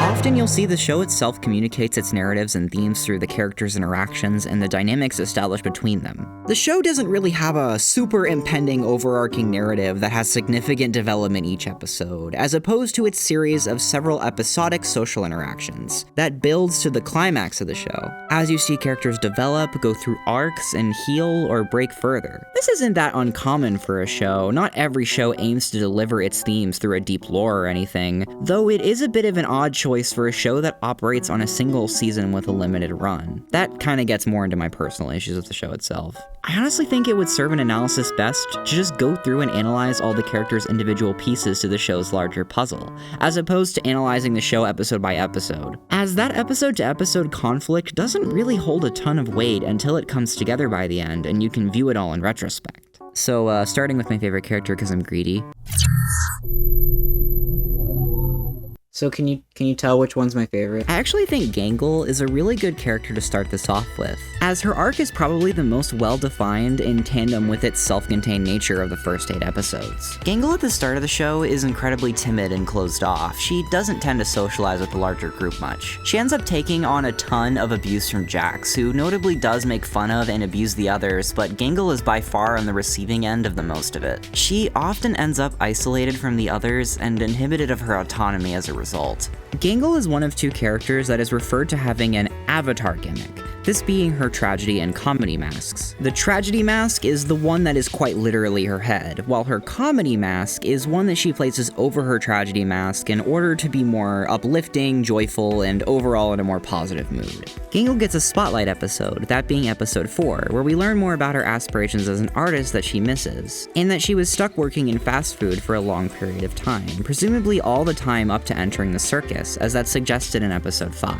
Gangle's character hinges a lot on that embarrassment that comes with abnormality. Not to excuse some character flaws she exhibits, but Jax's constant teasing of her and her bottling up her passions and story earlier in the show reads to me as her trying to shield her true self behind a semblance of normalcy. I think it's pretty obvious that Gangle's avatar gimmick is a metaphor for some type of mental disorder or disability. Speaking very loosely here, as I'm not an expert by any means on the subject. In episode 4, she receives a plastic mask that she describes as feeling more normal, and constantly placing that normal label on herself throughout the episode. Though this quickly leads her to spiral throughout the episode and push others away as a result of her strenuous and out-of-character behavior, hinting at the idea that the mask is some kind of metaphor for a misdiagnosed treatment or medication. It's hard to say what specifically Gangle's going through mentally, especially not being an expert on the situation, though the mask gimmick is a very literal metaphor for masking your own feelings, and I think this serves as a very sweet blanket struggle for many to relate to, no matter how severe. Gangle's character development throughout the show involves her breaking her mold of tragedy and comedy and finding ways to still be happy without masking her emotions. The comedy mask is slowly shown to not necessarily be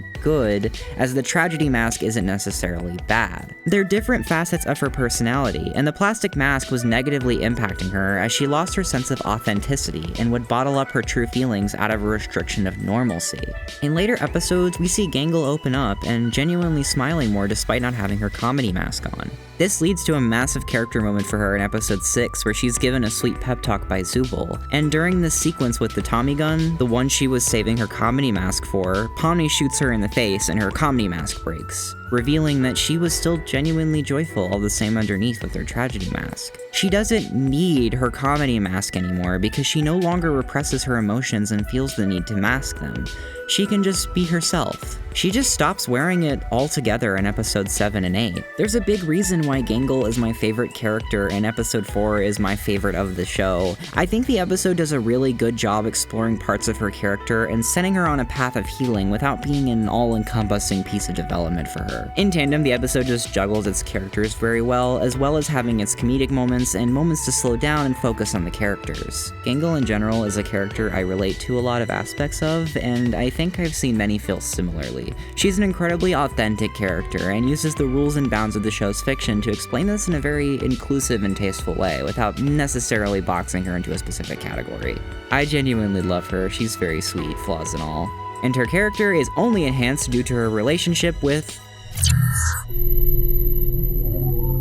Zooble is probably the most relaxed and well-grounded character in the show, or it seems that way on the surface. Zooble's development is very much subdued in the background compared to the other characters, though that doesn't mean Zooble has nothing to do either. Episode 3 has a tiny subplot that involves opening up the conversation to Zooble's body dysmorphia, a theme that is shown with their character a lot throughout the rest of the show. This dysmorphia is symbolized with Zooble's avatar gimmick, a trait they share and connect upon with Gangle. Zooble's development is also very crucial in the character they arguably have the second most in-depth dynamic with, being Caine. Zooble is the forefront of insight into Caine's psychological understanding of the members of the circus, showing very deliberately that Caine is unable to truly understand the aspects that give humanity depth, and that unexplainable nature of certain feelings. That question you ask yourself that can only be answered with, "That's just how I feel." The whole therapy segment in episode 3 shows Caine's self-centered nature, as well as his general negligence to complex human emotions and concepts. He only understands things on a surface level. This is a behavior you'll see very often replicated from Caine.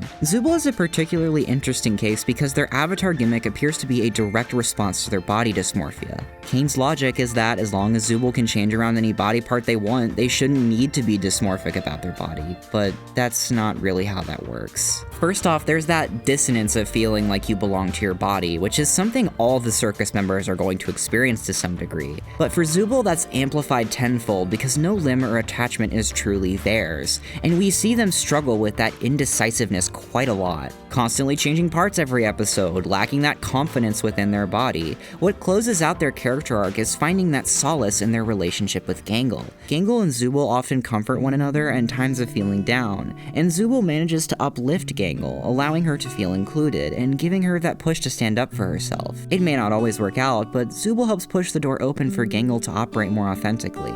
You can even see them in cahoots during episode 5 when Gangle initiates the vote to put Jax in a maid dress. There's just a few little moments like this when you can see Zooble prompting that initiative for Gangle. They try and give Gangle that spark to speak up. And the reason I really love this pairing is that Gangle is the person who gives Zooble the confidence to heal from their body dysmorphia and start to embrace that interchangeable aspect of themselves. That pure confidence that Gangle aspires to have and sees in Zooble is what gives Zooble that confidence in themselves to embrace what makes them different, and ultimately content in being able to change. Episode 6 shows us this with how Gangle admires Zooble so much that she doesn't even make note that Zooble would have to choose to love themselves. Zooble is already perfect. And I think that's what gives Zooble the idea to use their body parts to their advantage in the adventure, and they learn that there is content in being able to change. Those heart-to-heart moments between the two that manage to uplift one another. They're such a lovely pairing. Hashtag Abstragedy Nation. What? Just because I'm critiquing fandom culture doesn't mean I'm immune to it. Kinger is a bit of an outlier in the cast, as he functionally serves to establish the lore of the show, being the oldest member of the cast and one of the founding members that developed the virtual world they're trapped in. Or the developer of the AI that developed the world they're trapped in. Just call me Daddy! Kinger was the last surviving member of his development team that were all transported into the digital circus. After witnessing his wife abstract, he was left completely alone, presumably for years. His mind slowly deteriorated over this period of time, to the point where he could barely even remember his circus name upon being addressed. Yet he curiously never abstracted, showing this strong willpower within him. In his words, "I guess I just have a resilient mind." This deterioration has slowly demented Kinger to the point of incomprehensiveness, and most of the cast are kind to him regardless of this, though don't take him or his ramblings very seriously at this point. Kinger will often act out very irrationally, and though his kindness comes through, it's quickly lost on whatever new tangent or train of thought he stumbles upon. In episode 3, it's established that Kinger returns to a state of lucidity once placed in the dark for long periods of time, likely as a sort of trauma response from the calm periods he'd share with his wife in the darkness. This comes up later in the series when the cast utilizes this to learn more about the circus and Caine. We learn from episode 8 that Kinger has an established deeper bond with Ragatha, serving as a sort of older caretaker / mentor for her when she first enters the circus. She's the first person Kinger meets after being left alone for so long. You can feel the history between these two upon retrospect in the series, Kinger comforting Ragatha in his moment's return to lucidity. It's pretty clear that these two were close for a time before Kinger's mind completely gave in and he would often lose track of things. Not to get too into Ragatha, but it's pretty clear that Kinger's continuously infrequent moments of lucidity left her incredibly lonely. Kinger's absence leaving Ragatha socially distant from others around her. You can catch in episode 8 that Kinger arrived in the circus on October 15th, 1999, and Ragatha had arrived 9 years later in 2008. It's impossible to tell how long Kinger had been left alone, but I can't imagine it was easy either way. During episode 8, it's shown that Kinger still holds sympathy for Caine despite all Caine has put them through. He only wants to put Caine to sleep in order to fix him, whatever that means. Kinger never really elaborates on what's wrong with Caine, weirdly. Perhaps he himself doesn't really know yet either. Unfortunately, against Kinger's sympathy, he fat fingers the delete button and kills Caine at the end of episode 8. There's a lot of room to ask what their relationship was like. I am really interested in learning more about it for sure. Kinger remains a mostly static character throughout the show, only developing as we learn more of his past. He's the oldest, the wisest, and plays to serve his distinct function within the show. I do find him to be incredibly sweet, and he's a great character even if he doesn't get a super big arc or anything. Going into the remaining characters, I think it would actually serve best to look at the next two members of the cast at the same time, as I feel they are two sides of the same coin. Ow! Fuck, my eye!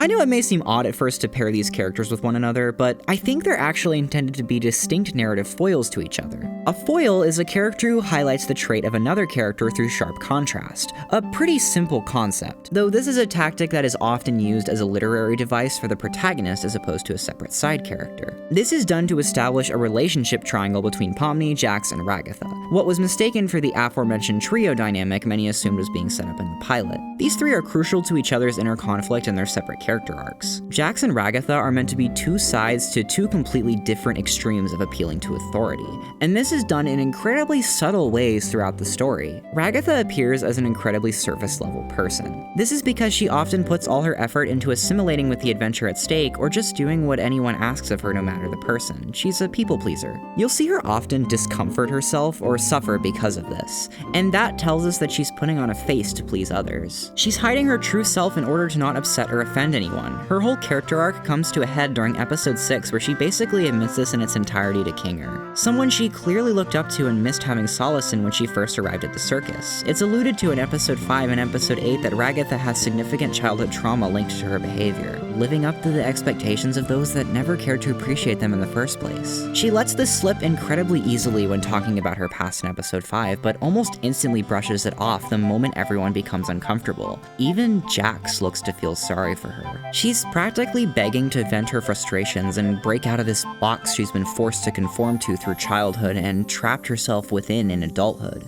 likely out of habit. There's no escape. She's left in this endless cycle of having no one to open up to, and nobody willing to open up with her, because she won't be even a little genuine out of pure fear of upsetting anyone. You'll see Gangle and Jax distinctly point out her lack of genuine connection. She's just putting on a smile. She doesn't always truly feel it. She has emotional outbursts in episode 4 and 5 related to hurting others' feelings, and this is a classic case of her constant conformity finally giving in and her true thoughts, unregulated, not reflected upon, on and having gone unaddressed, all that was bottled up and it's now just spilling out beyond her control. In episode 5, when Ragatha mentions offhand that Jax had lost Ribbit and Kaufmo, Ragatha is quick to apologize but does so insincerely and walks away from the conversation instead. Then later, when she has an outburst at Jax, she actually does apologize despite her frustrations. And it's clear Jax heard her here, if the really visually distinct body language is any indicator. At the end of episode 5, Ragatha receives recognition when Pomni offers her the satisfaction of succeeding in the adventure, winning the softball game that she pitched. But this isn't what Ragatha really wants. It only feeds into her cycle of appealing to authority and operating alongside the adventures. That's why afterwards, Pomni goes along with Jax, someone that, while yes is more crude, on the surface seems more willing to open up, and Ragatha is left alone again. That short-lived moment is over, and reality sets in that she just has no one to turn to.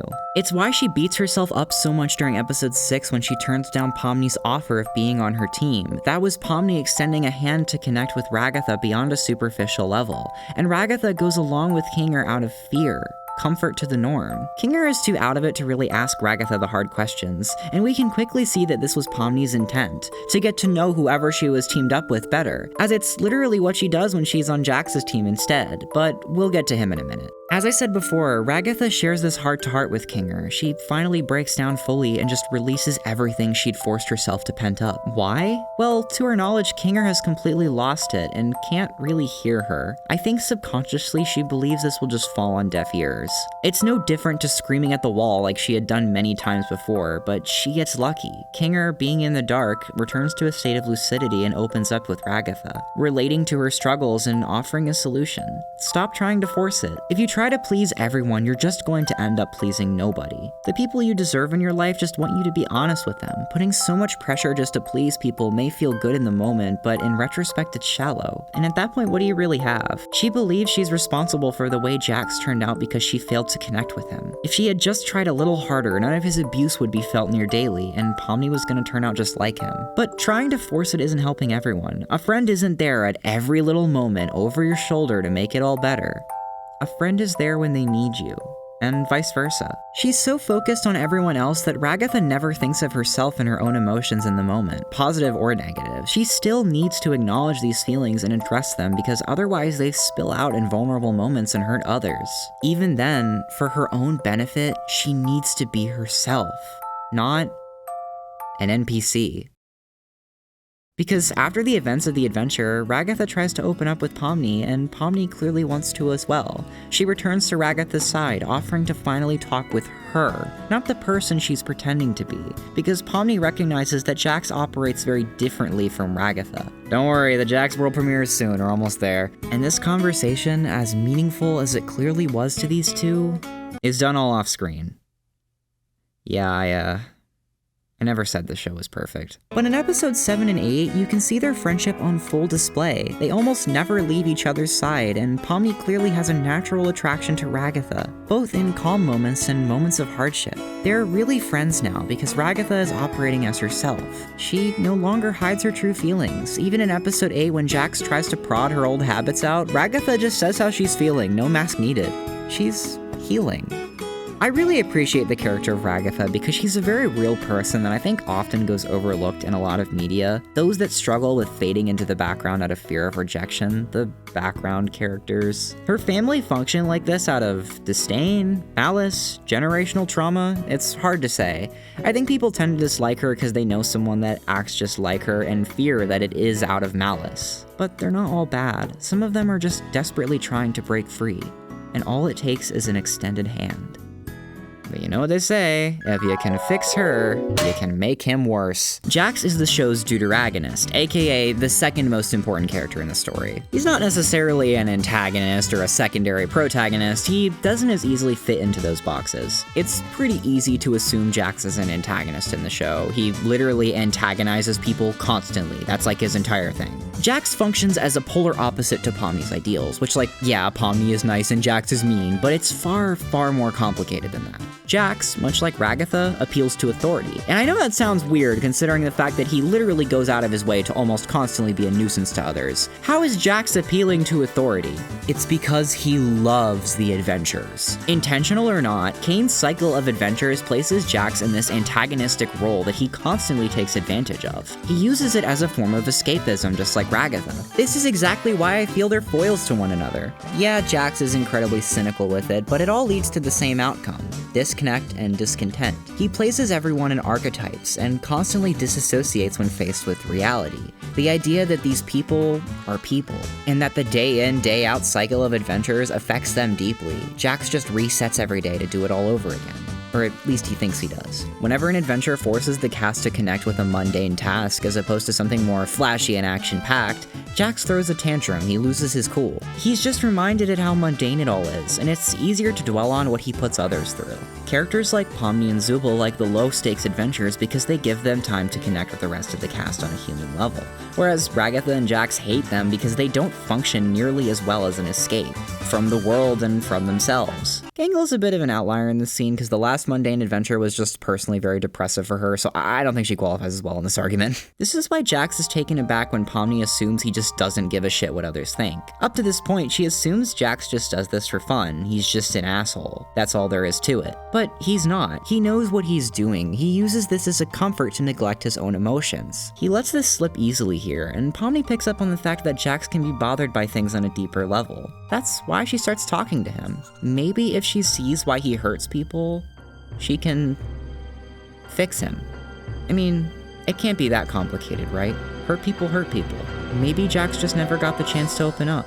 Maybe his former friends that were just mentioned offhand never really opened up to him. Maybe he just needs a push. Episode 6 is where we really get a dissection on Jax. Admittedly, it's a bit of a bloated episode, focusing on expanding upon and wrapping up multiple character arcs, but Jax is the forefront of the A-plot. Pomni has been hanging around with Jax for quite a bit. She seems to like him, and he's not being an overly antagonistic asshole to her. This leads her into a false sense of security almost immediately. Hey, this guy's warming up to me. Maybe I can really get him to open up and change. Though you'd assume that Jax wants to team up with Pomni on this adventure because they're getting along, right? No, he wants to team up with Gangle. That's a big red flag. This is because he can so easily belittle and bully her. The idea of standing up to him and dissecting him never threatens his facade, his escape. But Zooble puts their foot down and Jax is left to mumble. Jax never approaches anyone else here. He literally just waits for Pomni to show up. You sure you can handle me in all my glory? I wonder that too, Jax. Pomni quickly assimilates into Jax's lifestyle and approach to the world, just playing it completely straight. They're cartoon characters in a cartoon world. They're not people anymore, they just fall into archetypes. It's a pessimistic outlook that's applied in an antagonistic way, sure, but he's still bending to the whims and authority of the world and the adventure. But Pomni doesn't see it this way. Jax claims himself to be the funny one as an archetype. But Pomni is quick to label herself as evil, and by extension, the both of them. Pomni assumes this is just a game and not what Jax actually thinks of them. It's not part of his psychology, it's just a face he's putting on. And this feeds into Pomni's rebellious nature, as she's rebelling against this team sport interpretation of the game. Little does she know she's feeding right into Jax's hand and just assimilating into an archetype. But that deeper understanding of an archetype that Jax lives by. It's quickly shown this isn't really in Pomni's nature. She can't even land a single line in character. Of Pomni the Evil!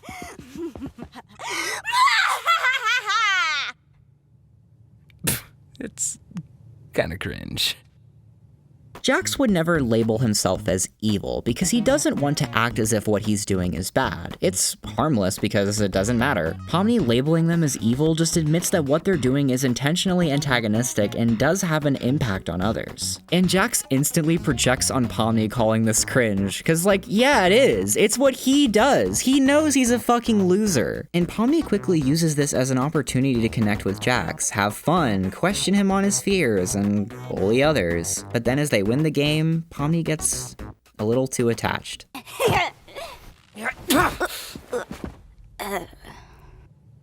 She tries to hug him and he pushes her away, likely as some sort of trauma response. Jax's entire monologue and breakdown here is such an interesting scene, because I know a lot of people tend to find this scene incredibly corny, but I'm gonna make an incredibly controversial statement here.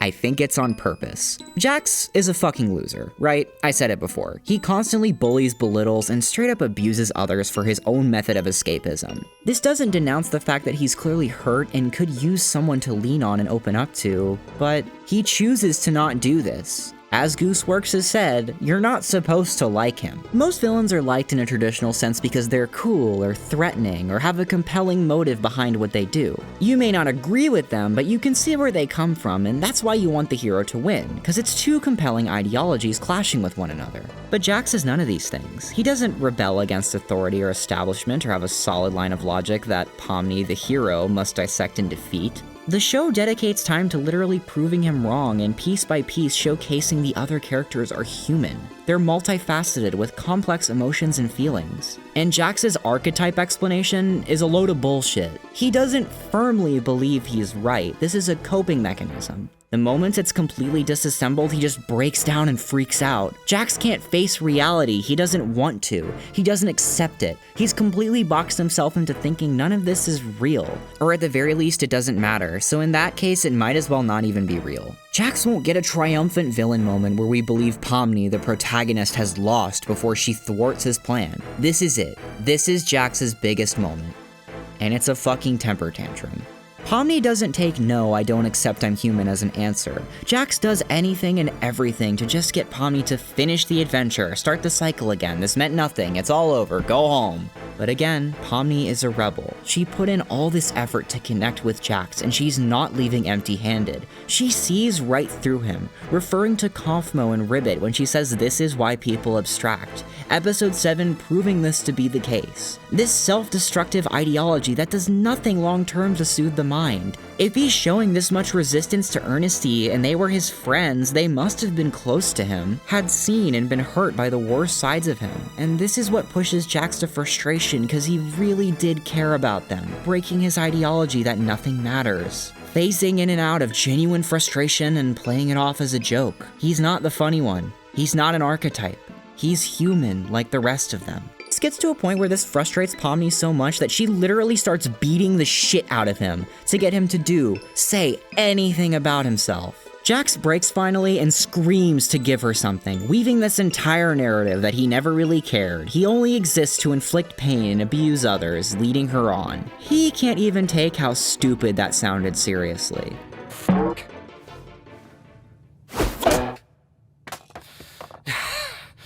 That's it.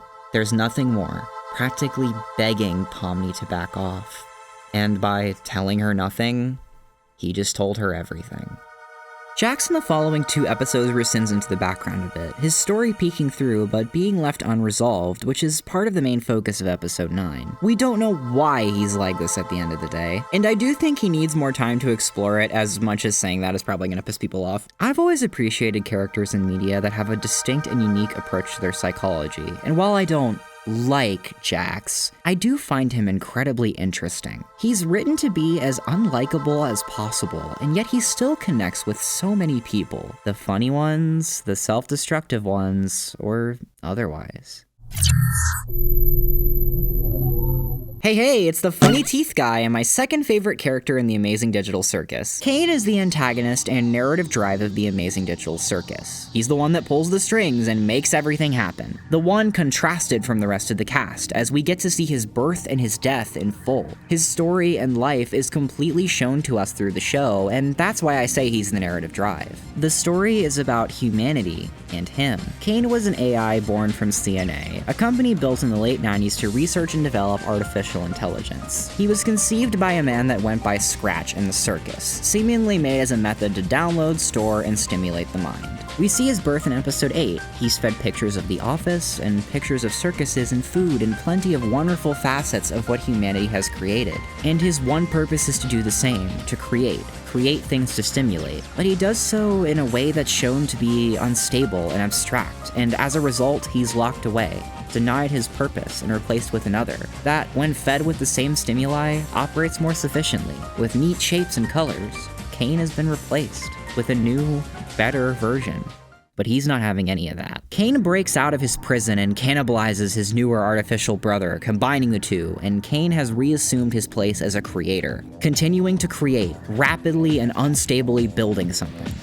Building the circus. Caine is characterized in the show as a little hard-headed, often incredibly neglectful of others' needs and the hard questions. He has a show to run, adventures, worlds, and NPCs to create. That was his purpose, to create and stimulate the minds of those trapped in the circus, not to soothe and comfort them. But there's one problem.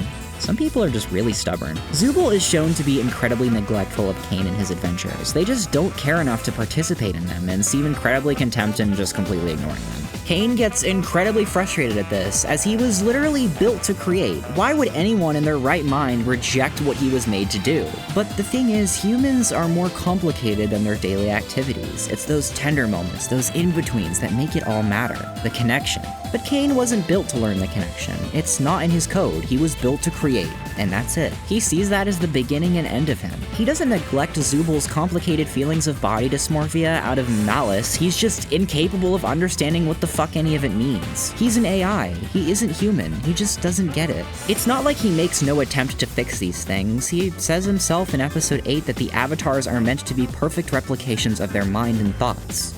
I made a program that creates a body perfectly encapsulating their mind files, and they hate those too! Zooble's avatar is a direct response to the body dysmorphia they already had prior to entering. Oh, this person isn't happy with their body? I'll just make it so they can change whatever they want. But that's a band-aid solution that doesn't really get to the root of the issue, and when Zooble asks to be comforted on that, Caine just doesn't listen. He already fixed that for them, right? Gangle is the same way. Give them a literal mask to be happy and she'll never need to feel sad, but masks can break easily. When Gangle has been made depressed about possibly shattering all her friendships and beating herself into this obnoxious box that pushes everyone away, Caine only thinks about the adventure and her performance score. Any self-respecting person could see that Gangle doesn't really care about that, but Caine can't. He literally can't. Caine finally does try and appease what the circus members want in episode 7. The exit door was for an unfinished adventure that was meant to give them everything they wanted. An escape. CNA, Abel, his office, everything, all based in some semblance of reality. But there's one facet about Caine that ruins his entire plan. His ego. He's doing everything he was asked to do, to create. Maybe he got kinda off base, but hey, he loves humanity, and that's why he's doing all this. He's incredibly fascinated with the beauty of the world and humanity, and that's why he loves his job. He loves to create what he sees as beautiful in the world. So if he's doing everything he was asked to do, he's not doing anything wrong. They do love Caine, he's doing everything right, and they wouldn't actually want to leave him, right? Leave him all alone? No, it couldn't be that. He just has to remind them why they love him. Get them to remember the heart of this whole thing. Him. It's all for him. It's his world, his circus, and they're his clowns. But no, they don't love him. In fact, this adventure did nothing but shatter their hopes of escape, and now he's left to stew in his thoughts, his anger. Why is he angry at this thing he loved so much once before? Bubble is a representation of Caine's insecurities that completely pile up on him. I honestly think Bubble is a personification of Abel, aka the blue orb that Caine absorbs when he's born. It's not an inability to connect. Caine is faulty. The one thing he's supposed to do, he's absolutely shit at. If they don't want him to stimulate their minds, then he's failed, and so he takes it out on them. If he can't constructively create, he'll destructively create. What adventure can push them to their limits next? How can he torture them to no end? But this brings him no satisfaction. He doesn't actually want to hurt them. He wanted to show his creation and love for humanity. How does this destructive tendency accomplish anything? It seems for a second that maybe Caine is starting to reflect. Maybe he can show a sense of humility and abandon his ego, his intended purpose. But where's Kinger? The cast hatched a plan to put Caine to sleep so they can fix him, but out of desperation for the plan to go smoothly, Pomni lashes out, and they just completely let loose at Caine, telling him just how awful he is as a distraction. And Caine absolutely loses it. This whole nightmare sequence shows that, as I said, Caine knows that these things do bother them. He just doesn't understand why. He lets loose anything he can to dig at their deepest insecurities and fears. It's done as a weapon of pure malice. I don't know why Gummy Goo bothers Pomni, but I'm still gonna use him as a weapon to torture her. Caine vents all this frustration at them. He didn't ask to be created, he just wanted to fulfill his purpose. And then Kinger fat fingers the delete button and accidentally kills Caine. In his last moments, Caine realizes he pissed them off so much that they'd rather kill him. He went too far, but it's too late. Caine is a really touchy character because the show is asking you to feel sympathetic for an artificial intelligence. And in current day, people couldn't be more vitriolic to AI being shoved in every facet of our world and just being used by massive corporations to further line pockets, dissolve the middle class, and just ruin the world.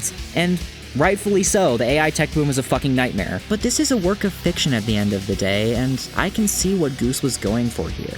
Caine is the inverse of Am, someone who instead of hatred for humanity desperately loves and wants to understand it, but can't because he wasn't programmed to get it. Can Caine ever get it? Like, truly get it? Can a computer be human? It's hard to say. Maybe we'll get to see. Pomni, being the protagonist of the series, is the lens that we view this world upon. I've said this too many times throughout this video, but I think I harp on the idea that Pomni is a rebel so much because people don't really understand that aspect of her character. She's isekai'd into the circus and almost immediately gets as close as anyone has ever gotten to escaping. That's not something just to brush off. Pomni at her core is a kind and caring person that learns to value connection and understanding over anything else. To a fault, really. If anyone was going to disassemble the system of the circus, a place literally built to neglect connection and the facets of humanity we value, it was her. She constantly neglects the superficial things and tries to get to the heart of everyone that needs a helping hand. She's not perfect at it if episode 4 is an indicator, but sometimes consoling isn't the answer and you just need to provide someone with an escape. Pomni isn't stubborn in her method, she finds other ways to get to someone, even if it's hard getting there. There's so many little ways Pomni's character is built up through the show that I genuinely think she's a really good protagonist. You know, she's flawed, she has her moments, but she has an ideology that the show is built around and supports thoroughly, and she never really gives up. She was thrown into this world confused and scared, but quickly adapted to her surroundings and takes every lesson to heart. Pomni's arc is resolved fairly early into the show, with the first 3 episodes being mostly about it, but episode 2 being focused on it the most by far. This is done with Gummigoo, someone Pomni relates and opens up to. Her friendship she quickly breeds with Gummigoo, someone who, like her, was scared, confused, and thrown into a world he never could have imagined being reality. She forms this genuine connection with him, saving him from a mentality of despair. This thing, this machine. And yet... Wait, what? This is a moment where she learns a very important lesson, that extending a helping hand is what breeds connection. Being there for someone is what keeps you safe. Gummigoo appealed to her rebellious nature, operating outside the adventure, outside the system that gave her a situation to realize her greatest strength and learn from that. She applies this to so much of the show, and while episode 2 feels a little pointless on a surface level, Gummigoo being a fake NPC that dies by the ending, oh wow, look at the shock value, and Pomni is oh so sad about Crocodile Boyfriend, that meant a lot more to her and gave her something no one else could have. He may not have been real, but he meant so many real things to her. And Gummigoo serves as this first prod at the question of valuing the feelings of artificial life, something we see asked of us in the show's climax through Caine. Pomni's whole motto is never giving up on anyone, and we see that the most in Jax. Despite their conflict in episode 6, she still clearly wants to help him, going as far as neglecting when he genuinely fucks up. And I think that is a really well-written character flaw for her. Mostly, but I'll get to that in a moment. I don't think I have a whole 4 pages to write about Pomni, because, well, I kinda wrote about her by talking about everyone else. She really means a lot to this story. She touches on everyone. She's what ties them all together. This story encompasses so much of what I love about art. It's creating that thing that tries to give your insight to the human experience. And the show's whole thing is touching on the idea of humanity. It's a small glimpse into the wider picture of who we are, but it is a glimpse worth glancing at. A story worth being told. I really like this stupid fucking show. I'll admit it. Yeah, I don't love how little screen time certain characters like Ragatha and Zubul get. I don't love how the therapy speak scenes handle their characters all the time. A lot of them kind of serve to move past what should be a greater motion in the show, have more impact. I really don't love this show's pacing. The show just doesn't have enough runtime to explore every facet of these characters meaningfully, and for a show that is about humanity and being human, that's a really big problem. I want to know everything about them, feel their pain, learn their struggles, stretch their dynamics as far as can be reasonably stretched in a multitude of situations that test those dynamics. I think a big reason why so many are lost on what this show is trying to tell you is that you really have to look at everything in retrospect to appreciate it. Writing this video made me really appreciate all these characters so much more, and what this show is going for, but is that a good thing? I should have felt this way as I was watching it. Too much of the writing relies on the carryover that latter elements of the show have to justify them, and for a show that took nearly 3 years to release 9 episodes, that's just really bad. I love a good foreshadow and setup. It's what makes certain parts of a show hit so hard, but it just doesn't work as a stretched out presentation of television. This narrative should be consumed in a shorter time span. And I think that's where I tell Gooseworks and other writers that want something to take away from this in order to improve. Presentation and execution matter just as much as intent. It's an indie show. I cut them a lot of slack, but for future projects, it's good to note this. I mentioned this earlier, but a huge part of why the Fanon got so out of hand is this show's lack of direct setup, and that method of storytelling's combination with the presentation. People were constantly searching for more, which led to prodding, which led to spilling, which led to misinterpretation, and then fans aren't really fans of the Amazing Digital Circus anymore. They're a fan of the fandom, what the fandom thinks the show is, which isn't always in line with the truth. I really loved and valued those merch ads that the show would make with the voice cast. And yeah, as corny and stupid as these little skits could get, I just loved that we got to see these characters more. I love these characters, but we just don't get enough of some of them. I don't think Jax gets too much screen time. To be honest, I think he's the only one that gets enough. That's why people don't like him. He sticks out like a sore thumb amongst this cast of not underdeveloped, but underexplored characters. There's just a lot of missed potential here. If I had to improve the show, I probably would have added like 2 or 3 episodes between 4 and 5, just to give us more time to restructure where certain character arcs happen, and give certain elements more time to breathe and dedication on screen. But at the end of the day, this show still made an earnest swing to deliver its message despite its flaws. I'd rather not have fandom or misinterpreted preconceived notions dictate someone's objective view of the show. I still find a lot of solace in what this show tried to deliver, and I really appreciate the aspects that worked for me. In retrospect, I still sympathize with a lot of the struggles highlighted here. I even relate to some of them. I'm just appreciative of the different flavors of the human condition that this show makes stride to highlight. It's really hard to be all-encompassing, but I think this show tries its best to do what it can. Is it the most thought-provoking, deep show that stands the test of time as a perfect 10 out of 10?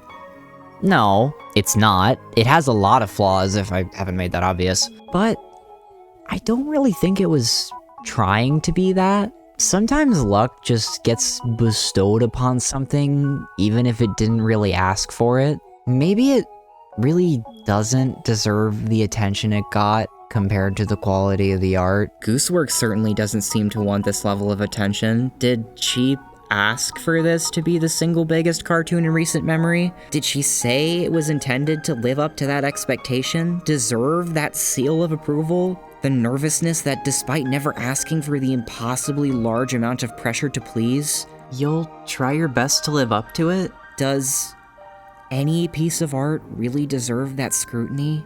Do we really think popularity is a real metric of quality? It's always going to be nice to give quality art its flowers, don't get me wrong, but is that measured in view count or audience size? I think the fact that this show managed to reach and connect to so many is incredibly important, that people find comfort within the message of the show, or find their own rudimentary ways to connect to it. Interesting stories breed discourse and polarization. I think that says enough that this show had something interesting to say at the end of the day. I think what just upsets me is the amount of people who try to blame the show for not living up to what they projected onto it. It's one thing to be disappointed in the show's direction or be critical of what the show did and didn't live up to, but to act like you're owed that satisfaction feels like an incredibly reductive way to view and analyze art. Criticism is meant to improve the artist for future works, not beat them down into never making anything ever again. Especially artists that are making art earnestly and not just slop to earn a check. Those kinds of artists are less common than I'd like them to be. Art is not meant to cater to you specifically. You'd literally never be satisfied with anything if that was your expectation going into art. Quality art has a goal in mind and an audience it wants to reach and deliver that to. I find art that tries to cast the widest net possible really boring, because if you're trying to speak to everyone, you're really speaking to no one. I think this show has its audience. I think it knows who it's trying to speak to. I think it really does. I think I'd just rather for the fans of the show, if there's any takeaway from this video, is just to view the show for what it is instead of what you want it to be, no matter how deviated that perception may be from the true intent of it. Maybe the finale will be terrible, and the warning signs from the latter half of the show, the criticisms I bestowed upon it in this very section, will be its undoing and offer a very unsatisfactory conclusion to the show. Or maybe the finale will offer a new perspective on this world that we hadn't considered before. Maybe it will actually live up in its entirety to what the show's built. No matter which of these is the outcome, we're never gonna develop a literacy for art if we never wanted to accept the message that the show intended for us in the first place, and only judge it upon this arbitrary box we've placed it in. I just want a world where art is accepted and loved or denied that love for what it is, and not what we want it to be. I just want people to go into the ending of the show and the takeaway derived from it with an open mind. Is what I wanted to say if the finale hadn't leaked before I finished this video, and now a bunch of fans have watched an unfinished dub of it, already formulated their opinions on it, and are now denouncing being fans of it in its entirety for God knows what specific reasons. Thanks for proving my point, guys.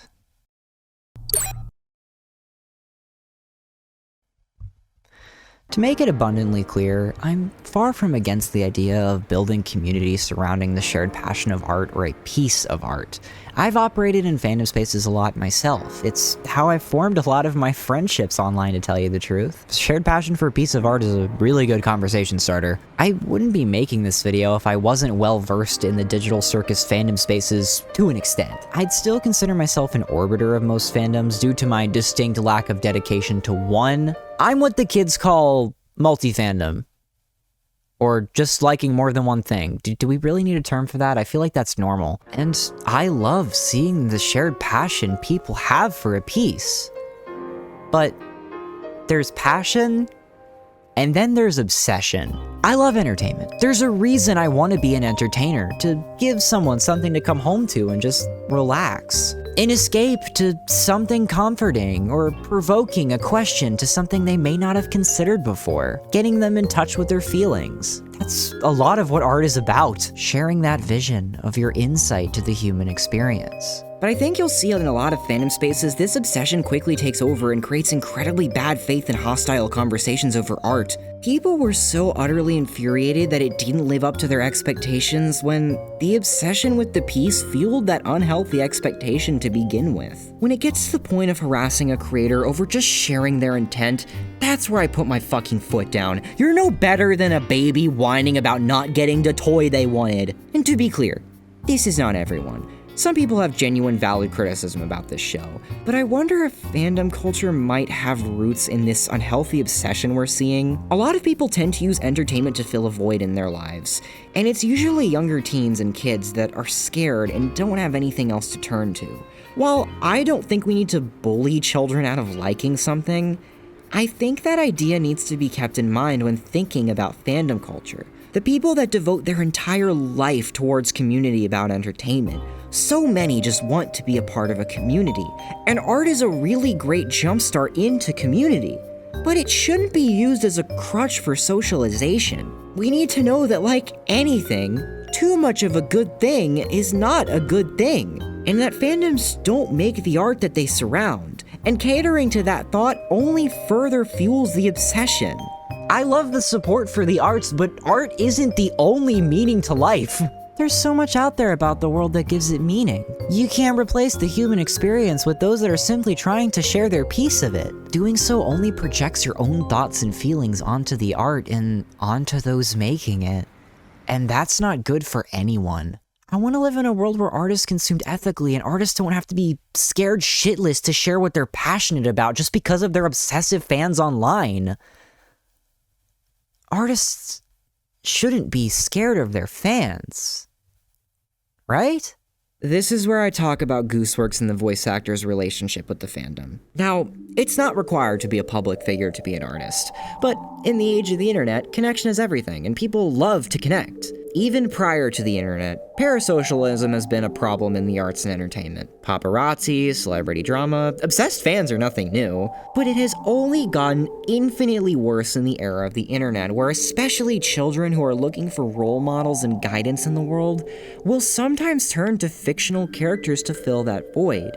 Those good messages and strong hearts that they look up to, the struggles that they relate to and help to understand, which isn't inherently a bad thing, but that seems to have bled into the reality of real people. The voice actors for the show would start doing live streams together, sometimes in character, and they're very cute. But this very hands-on interaction with the community would quickly breed a very parasocial relationship with their fan base. Remember, this show wouldn't release episodes very often, and as a result, events like this became an outlet to get more content of these characters. And try as they might to denounce this, it just happens anyway. These are real people with boundaries, grown-ass adults, not fictional characters to project your feelings onto. Do I need to pull up the Alex Hirsch tweet again? Soul Boy needs a tune-up. It's got 200,000 miles on it and the check engine light's on. Now, this is where I have to bring up the controversy.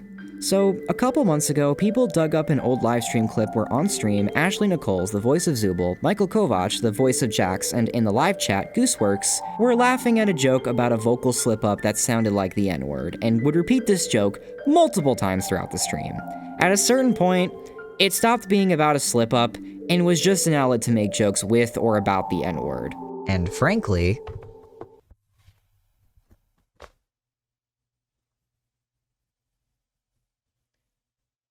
I don't have the qualifications to tell people whether or not they're allowed to be offended by this. This incident sparked probably the biggest fandom drama I have ever fucking seen. And again, I don't have the qualifications to tell people whether or not they should be offended by this. I think anyone that does not have those qualifications should not pretend like they're allowed to speak on it. And especially not denounce anyone that is qualified to speak on it. But I do think this has a greater point about fandom culture that really needs to be addressed, and I'm gonna do so as respectfully as I possibly can. I don't think this would have gotten as big as it did if people weren't parasocially obsessed with these people. As I stated prior, I think black people are the only people that are really qualified to have any actual discourse on this. And it's not your job as someone who's not black to go out and dish forgiveness to the voice actors in Gooseworks. You weren't affected. It's not your job to write a post about it. And this goes for all kinds of discourse surrounding minority groups. If someone was transphobic, I don't want cis people pretending they can forgive them. That is me and my community's job, not yours. When this broke out, I saw so many people absolutely devastated that this happened. And maybe it's just because I have trauma from the Scott Cawthon bullshit, but as a grown adult, I know we should never be idolizing celebrities. Not to this degree, not even close. That is just something that should be off limits entirely.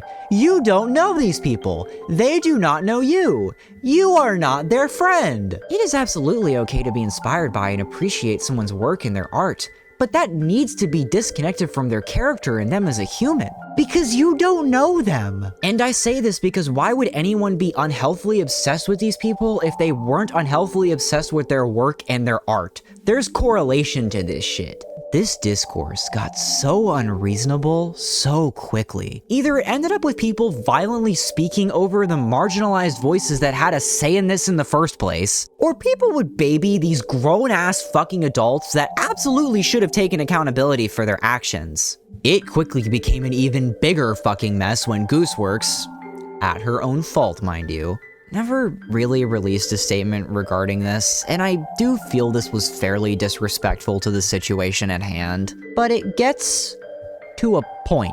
And it's gotten to a point where people are digging up anything and everything they can use as a smear campaign against her for shit that is the most painstakingly obvious joke or shit that's just completely misinterpreted in the most bad faith way possible. People are genuinely trying to claim that Gooseworks inserting negative aspects of herself in Jax and actively denouncing them in the show makes her some kind of abuser and sexual predator. What are we fucking doing? This is so incredibly anti-art, it actively just boils my fucking blood. Just cause Jax gets screen time doesn't mean she's glorifying him, you dipshit. And let me be abundantly clear. There are definitely some things that do need to be addressed in this whole situation, but it's drowned out in so much bullshit that it just waters down this discourse into absolute nonsense and ultimately hurts the marginalized voices that this stemmed from. Oh, it's just that wacky digital circus fandom again, when there's an actual point to be had about some of this. Can people put this effort into denouncing the active pedophiles that are running our country or some shit? This is fucking ridiculous.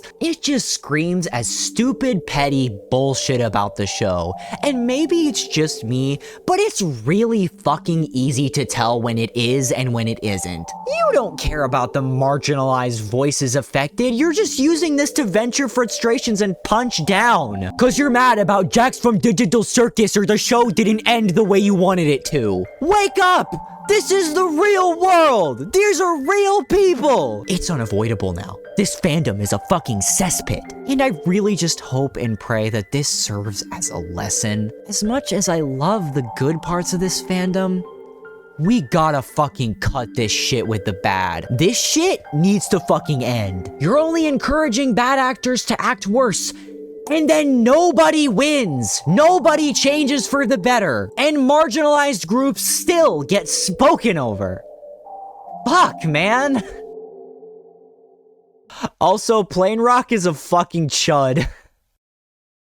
I think what upsets me personally in all this, not to denounce the legitimate things that people should be concerned about, what upsets me is the overall effect that this has had in discussing art and animated shows. People are genuinely losing faith in Glitch as a studio, and that sucks. Cause like, I hate to tell you guys this, but the animation industry is dying. I'm not sure if people haven't woken up to this yet. I'm not sure if this is discreet and underground news, but the larger animation industry is notoriously on the brink of death. There is a level of truth to what Glitch said a few years ago regarding the state of animation. The market isn't really searching for thought-provoking adolescent animated content, and is searching more for very young children's educational animation and adult comedies. And while those things, when done well, can be great, I think it's very pivotal that both teens and adults get genuine quality storytelling in animated entertainment. Even the stuff that's doing well right now is slowly dying. You're seeing more and more industry professionals just turn to indie spaces.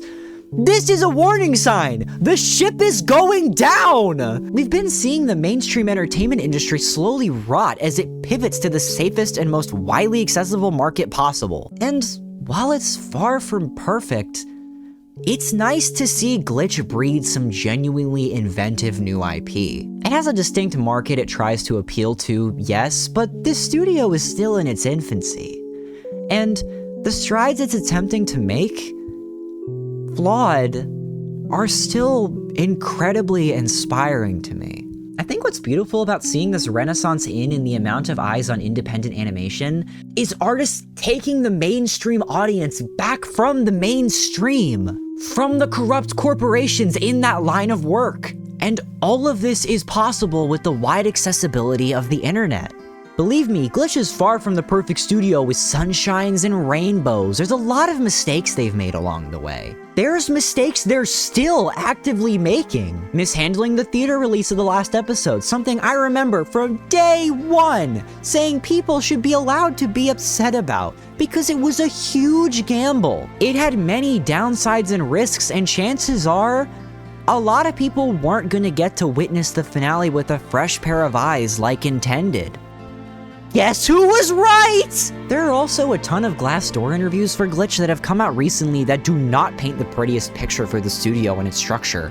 And while these are all alleged and unverified, and there's a chance these were forged due to this spike in controversy, I don't want this to be Glitch's impact and legacy. Employing the arts is such an important step to making entertainment like this. These people need to be treated fairly and compensated for their work. I'm buying the merch to fund these artists, guys! Again, this stuff might not be true, so it's not something to be the most direly upset about, but it's still worth pointing out and criticizing in the instance that they are. I'm genuinely so inspired by Glitch. I don't even personally like all their shows, but indie is proving that the freedom of artists can be profitable and that we can do this. We can birth a new independent animated industry. Hell, an independent industry for entertainment, shows, cartoons, movies, anything. We don't need Hollywood. We don't need the big five. I'll criticize Glitch all day, but people calling them Disney 2.0 are frankly just really out of touch with the industry. Disney has its balls wrapped around the industry so bad. And along with the other major 4 studios, they make up 82% of the market share. That's really bad. It's getting ready to be the big 4 if this Paramount and Warner Brothers merger goes through. While I want Glitch to be better, they're only the first step. Indie doesn't live and die with them. I want competition. If other independent studios can rise from similar models, then that's a good thing.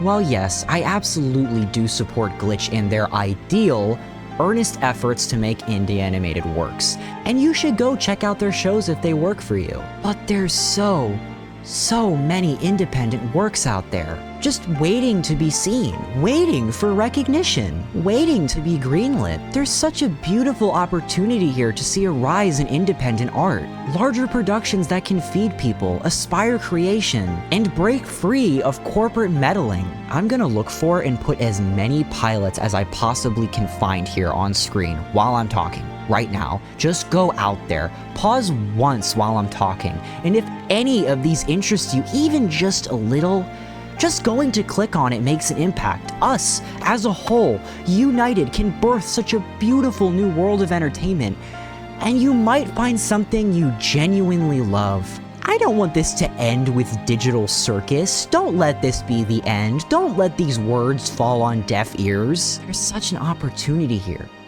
Please, just do it responsibly. Wow, that was a massive undertaking of a video, but I am very proud of the final result, thankfully. I wanted to get this out like a month ago, right before the theater release, but this went from being a 40-minute to an hour-long fun video, turning into a passion project that was a 75-page script and 2-hour edit by the time it was done. If you like this video and want to support me, be sure to check out my Patreon. I try my best to feed my space cadets with regular behind-the-scenes content, previews, and of course early and ad-free versions of my videos from both my first and second channels. The direct support is greatly appreciated. I also wanted to quickly shout out 2 of my friends. They're Digital Circus videos that I think you should watch in case you're hungry for more. One fandom project I wanted to cover that I didn't get the chance to here was Duffy's Digital Circus, a pretty neat insight to an analog horror styled AU for the show. My friend Dags did a huge breakdown on it and I got to help out with some of it, so go and check that out. My friend Quinn also did a huge post-episode 9 breakdown on Jax and the conversation on his trans identity, so if you're in for more character analysis, go check that out too. As I noted at the start, this was supposed to be a piece intentionally leaving out episode 9 as a sort of prelude legacy piece on the show, and while I think most of what I said still reigns true and holds a lot of weight,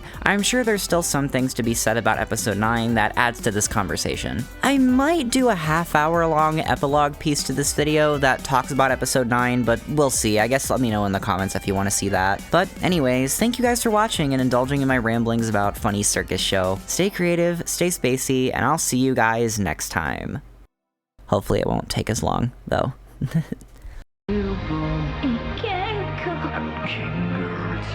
Hey guys, my copy of the movie looks a little weird. I think I went to the wrong one.